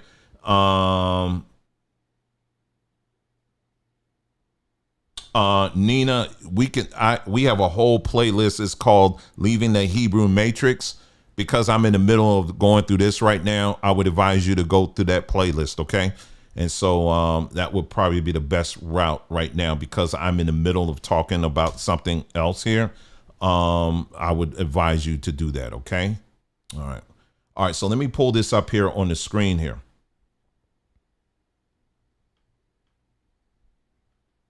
Okay. So you're just going to set up for what we're talking about. Okay. So social media use by race. This is according to Pew Research, as you can see, 2024. Facebook. I want you to take a look. I'll leave this up here for a moment, but I'll just go through it while it's sitting up here. Okay, so you have whites. Let's see. So Facebook, as you can see, that's like the gold. All right, that's the very first one. And you can see whites on that. Now, this is per capita. In other words, this is the percentage of whites who use Facebook. That's the first one. And then compare that to black folks. Facebook, actually, black folks lead the way out of all groups in the amount of us who use Facebook. We outdo all groups when it comes to Facebook usage. There you go. And then Instagram, it's Asian, followed by Hispanic, followed by black folks, then white people. TikTok, look at that. When it comes to TikTok, that's green. We actually lead the other groups on that. So it's black first, Hispanic, Asian, and then white. And then finally, Twitter is actually Asian first, followed by black, Hispanic, and then white. I'm pointing this out because I want you to see how much we depend on these social media platforms, particularly TikTok and Twitter. Those are the two that I want to highlight. Okay. So again, like I said, as I put these things up on the screen, make sure you you could take screenshots and use it for your own stuff there. Now, as you know, who owns Facebook and Instagram? Mark Zuckerberg. Who is he? He's Scottish? No, he's Jewish. Okay. Mark Zuckerberg. Because that's Meta. Now, recently they did something with TikTok. And for that, I want to go to this video here and play that. I played this in a short, but let me play this again for those who missed it. This was a recent event that Netanyahu had with influencers on social media, mainly on TikTok. And I want you to listen to how these people are moving and operating, because they had all this smoke for, oh my God, TikTok, the Chinese, oh my God, they're taking our information and they're spying on us. We're going to have to do something about this, right?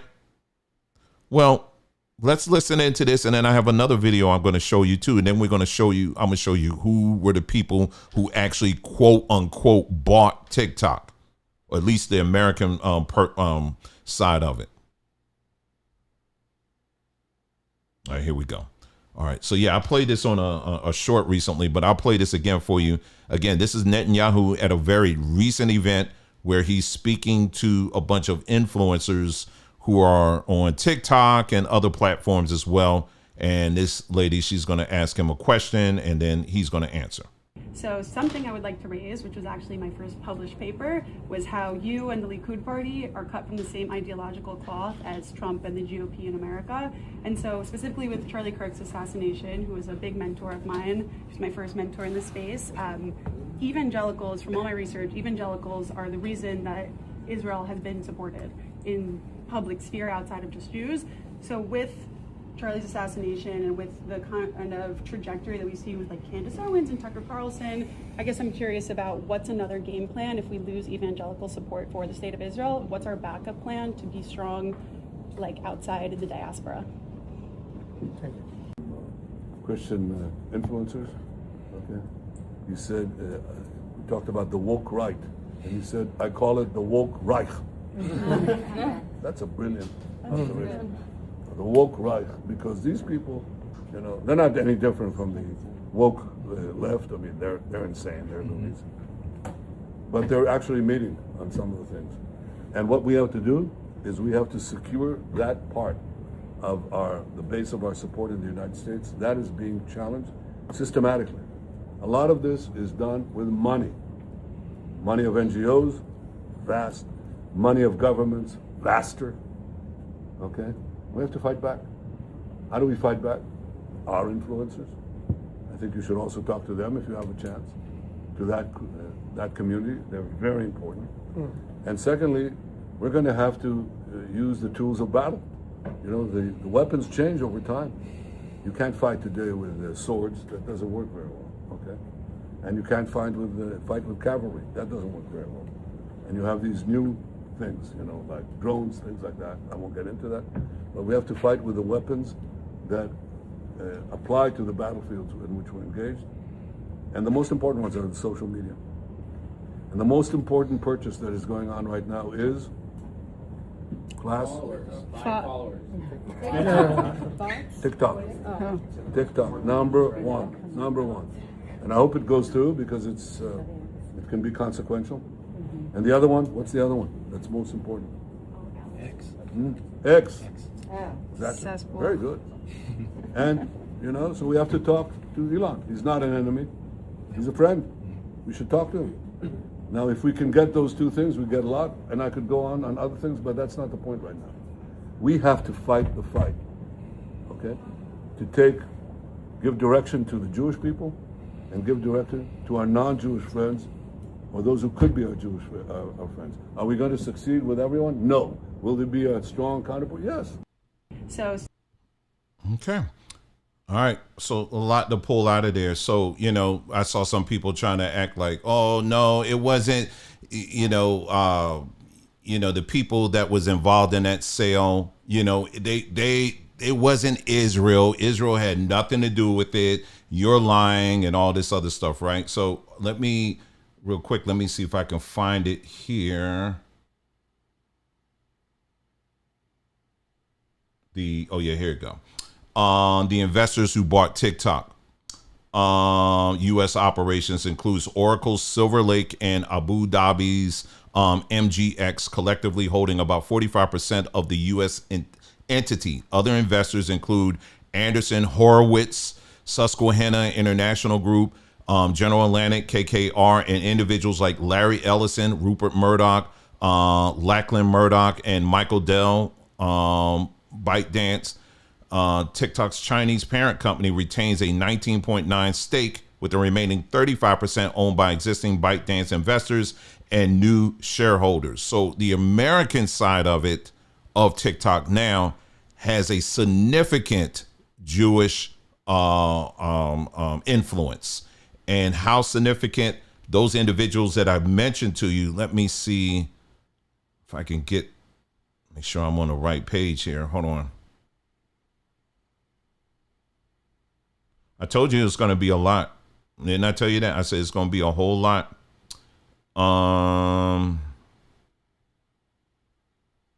Let's see.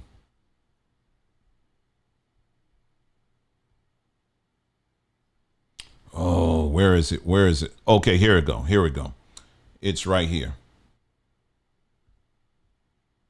Okay, Larry Ellison. Just to give you an idea, Now they're American, but but here's some quotes that they have. Larry Ellison of Oracle, he said, "We launched Oracle's underground cloud data center in Jerusalem because we love Israel and we know the country needs it." Rupert Murdoch, he said, "This is a soft war that seeks to isolate Israel by delegitimizing it. The battleground is everywhere. The aim is to make Israel a pariah." And he was saying this at an ADL International Leadership Awards dinner back in 2010.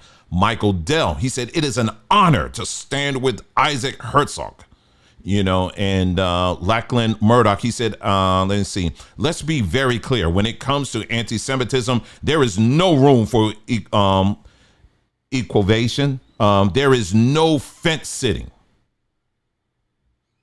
So these individuals very much are in the tank for Israel. So basically what Trump did was basically handed this via third party to Israel. And the reason why they were doing this, in case y'all trying to figure that out, is because of the fact that Israel is right now is in a PR disaster. There are numbers of people that cannot stand Israel right now. And so they were losing so badly online, they had to make this drastic choice of, we got to strong arm our way and to acquire we got to acquire on TikTok. Now, this is Michael Ellison. I want you to take a listen to him, and then we're going to talk about FBA and all that stuff, and that's a wrap up, okay? But I want you to pay close attention. They did all this scare tactic stuff of what China was going to do with TikTok and all that. We'll take a listen to what Larry Ellison is saying as far as social media and AI surveillance. Your body cams will be transmitting that. The police will be on their best behavior because we're constantly watching and recording everything that's going on. Citizens will be on their best behavior because we're constantly recording and reporting everything that's going on. When you come to government and what government's doing, there are artificial intelligence tools, and some of them I know that Oracle have developed around financial management for government. But also, tell us a bit about because you're right at the forefront of this revolution, what it means for what government should do in terms of its digital infrastructure, digital ID, data centers, and so on. How do you take advantage of these incredible AI models? And the first thing a country needs to do is to unify all of their data so it can be consumed and used by the AI model. You have to take all of your healthcare data, your diagnostic data, your electronic health records, your genomic data. And in the Middle East, in the UAE, for example, they're incredibly rich in data. They have a lot of population data. The NHS in the UK has an incredible amount of population data, but it's fragmented. It's not easily accessible by these AI models. We have to take all of this data we have in our country and move it into a single, if you will, unified data platform. So we provide context. When we want to ask a question, we've provided that AI model with all the data they need to understand our country. So that's the big step. That's kind of the missing link. We need to unify all of the national data, put it into a database where it's easily consumable by the AI model, and then ask whatever question you like. So you're really, through the use of this, you're revolutionizing the way government works, right? The services it provides, the way that it operates. What about things like financial management, procurement? How can AI help a government operate more efficiently, more effectively, give a more direct and better service to the citizen? Well, we have these modern financial systems. So, countries can, and all. For example, the AI system will help you do that.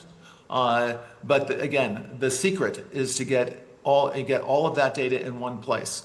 I'm going to stop it there because he goes on. Basically, he envisions a world where basically more and more of our data is being put out there for general usage. And this is a man that's on record saying that he is full steam ahead in partnering, especially with Israel.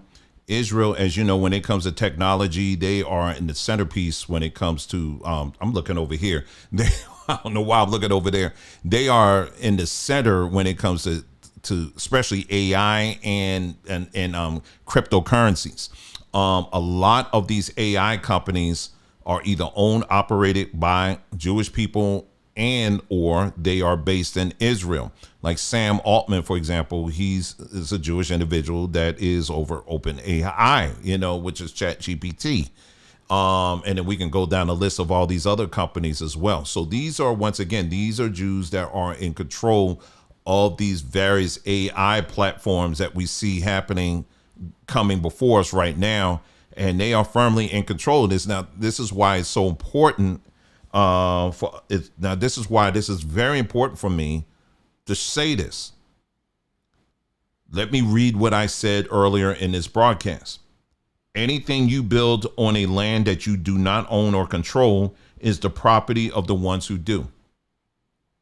Now, when we talk about FBA, when we talk about ADOS, when we talk about this is one that's coming up now, it's called Solon. Solon. It's kind of like a combination of the two. Then you have the freedmen stuff that's coming up again.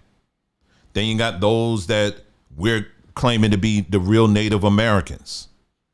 And then all of these other subgroups that are within the Black American space. Go back to the chart that I showed you earlier about the percentages of where you'll find most black folks, right? TikTok and on X. We do not control those platforms.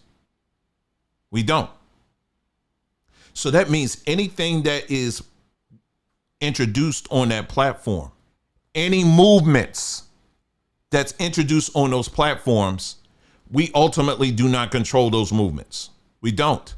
You may think you do, but you don't. All the hashtag FBA, hashtag ADOS, you think that's actually doing something? It's not, because these are platforms that you do not control. They're just looking out their window and saying, oh, ain't that cute? Look at what the little Negro people are doing now. Oh, ain't that sweet?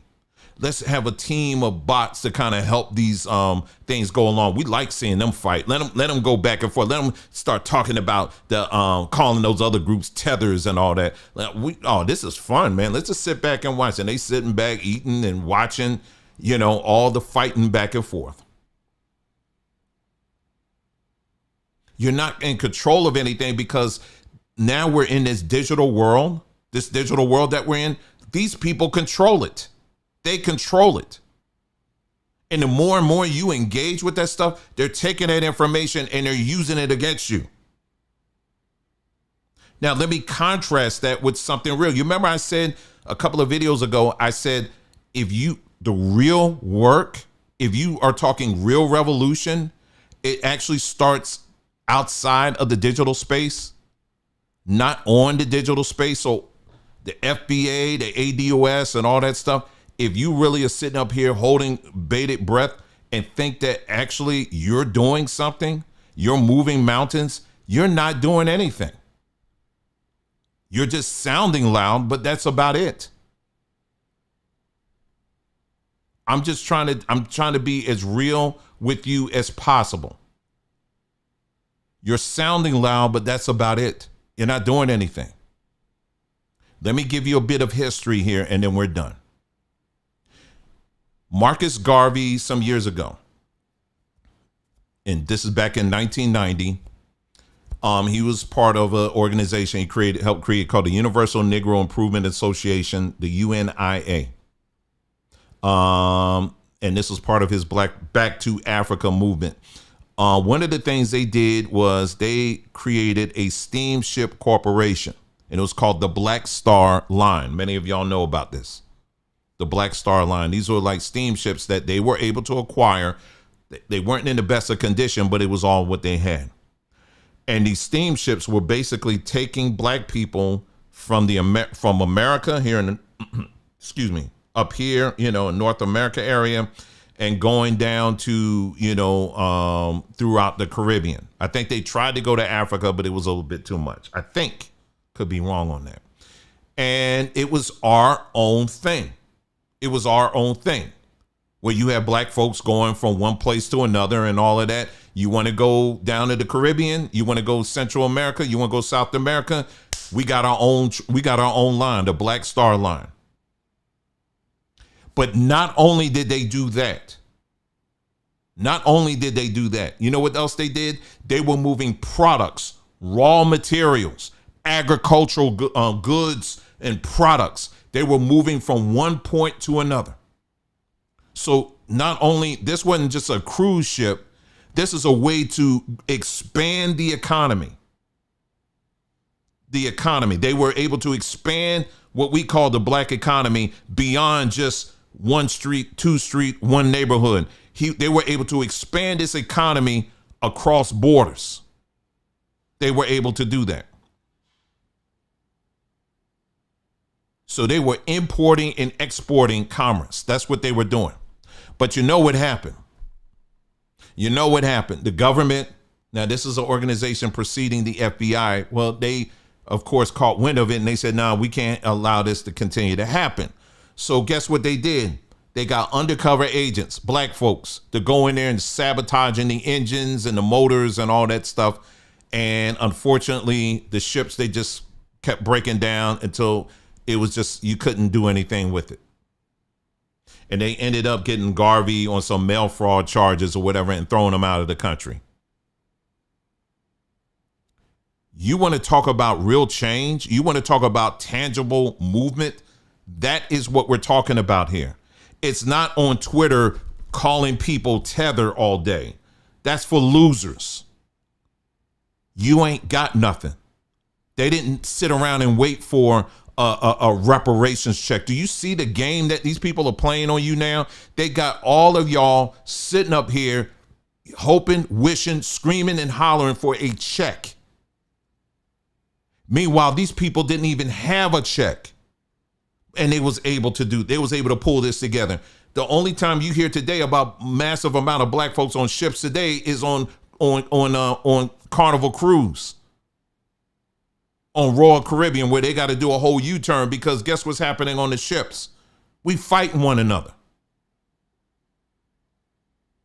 So notice the difference here.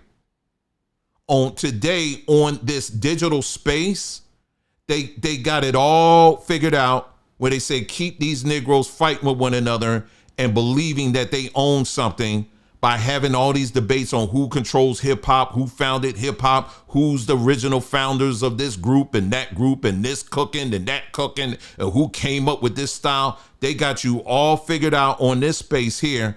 But your ancestors are saying, no, this is how we did it. This is with the very little we had, we was able to put something together and we was able to, this is how we escaped the narrative. This is how we escaped the matrix system, is that we put it together on land in real time. That's how we did it. But in today's world, in this digital space world, you are completely plugged in. Next time when you look at the Matrix, look at that scene when he opens up his eyes and he's in that pod and he looks around and he sees all these people by the tens of thousands. As far as you can see, they're still plugged into the Matrix system. All of these people, FBA, ADOS, Solon, the Native American freedmen, that's all of them. They all plugged in, and in their minds, they're fighting battles that aren't even real. And they're fighting each other. And it's so crazy. You have black folks that were literally losing their jobs over this whole Charlie Kirk thing, crashing in real time, losing jobs. Because I'm going to get out here and I'm going to tell you the truth about Charlie Kirk. He was a racist and all that. And you thought you was really doing something by that. And you losing jobs. Ain't moving any needles. You losing jobs over this. But at the end of the day, they sitting right back there and they saying, yep, that's it. Let's push this button. Let's push that button. And you really think you're building something. You cannot build community on land that you do not own. Let me say that again. You cannot build an effective community on land that you do not own or control. Let me say that one more time. You cannot build an effective community on land that you do not own or control. And unfortunately, many people believe that. And what I did meticulously in this, I guess, 2 hours now that we've been here live is going through history and showing you how this space that we're in right now, we do not own, nor do we control. And that's not to give you hopelessness. It's to get you your eyes open so you recognize, hey, wake up. We're in a matrix system. Now, if you keep listening, in all of our other videos, we talk about how to mentally, because it starts here. Once you break out here, you become a free person. But even that comes with a cost as well. But you still become free. And that should be the ultimate goal here. So hopefully I'm not going to drag this out. I'm not going to pull this out any longer here. But I told you we're going to be covering quite a bit in this broadcast, and that we did. But all of these things at the end of the day, as you can see, are all tied in to these people here. And they got us from everything from worshiping these people, calling out their deities, dressing like them, talking like them, praying to their gods, to, when it comes to aspirations in the sports world, that they controlled our music. From our music, we allow them just to take control while we're up here like, yeah, thinking that we're doing something and we're not. And our music is completely out of control right now. To everything else we talked about.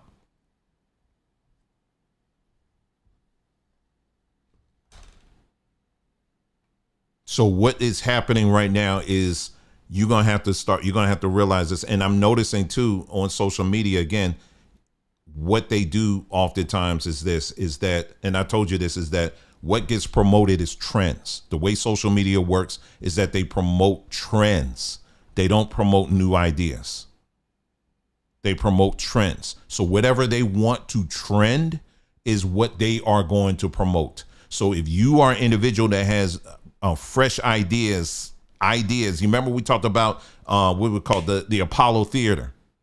Oh, it's a theater full of black faces, but who at the end was making the decisions on who goes forward into the music industry and get fame and fortune? It was the people who owned the theater. It's no different than today. If you got a fresh idea, you got inventions and stuff like that, you don't want to put that on social media. Social media is not the place for that. You need to connect with people in real life. Because at the end of the day, I'm saying, hey, black folks, look who's in control here. They really ultimately determine conversation on here. I don't expect this video to go anywhere. I don't expect this video to go viral. In fact, I don't have any videos that really go viral on this platform. Most of my videos, people snooze out halfway through. That's just how it works. But in the meantime, I can see people up here literally spread their butt cheeks and will lay a big fart or something like that. Then they'll do a dance and they'll get millions of views because that is what they promote. So you're going to have to. So and then I'll say this too, and I'm done. I am not a threat. I am not going to sit up here and pretend that I am one. The threat, when I become a threat, is when people begin to start taking what I'm saying seriously. When people start taking what I'm saying seriously, that's when I become a threat. But right now, it's not a threat. People ain't going to, no. I'll have more people coming at me for the stuff I'm saying. And as long as that's happening, as long as that ratio stays high, I'm not a threat. But if enough people start taking seriously the stuff I'm saying, the stuff I'm presenting here, and you're really taking this seriously, that's when you become a threat.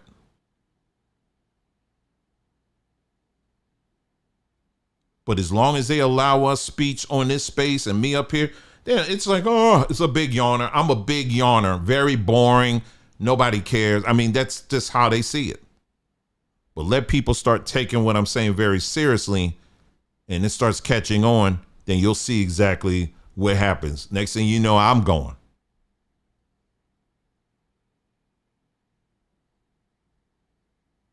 I don't know who this other person is. It's I don't even know who this is. Let me get them out of here. But I'm organization. I'm not even part of an organization. But anyway, but yeah, that's it. that's it. I think I covered everything, covered quite a bit. So I hope you do, like I said, there's a lot of information. You may need to go back and just go through a lot of this stuff again, just as a reminder, but you do need to be very aware of this. Okay. Unfortunately, a lot of our people are too tied in and wrapped into these people. They love them too much. They love being on a digital plantation. They love it. They love the comfort. They love all the amenities that come on a digital plantation. Meanwhile, these people are telling you in your face that you're on a plantation and you just loving it. So anyway, time to wake up. Wakey, wakey, time to wake up, y'all. All right. That is all I have. Thank you so much for hanging in here with me. I told you it was going to be class today. We're going to cover quite a bit. So it'll be here until if they decide to take it down, so be it. At least I did my part. So anyway, thank you so much for joining us in this broadcast. You guys take care, and I'll see you again in the next video. Take care.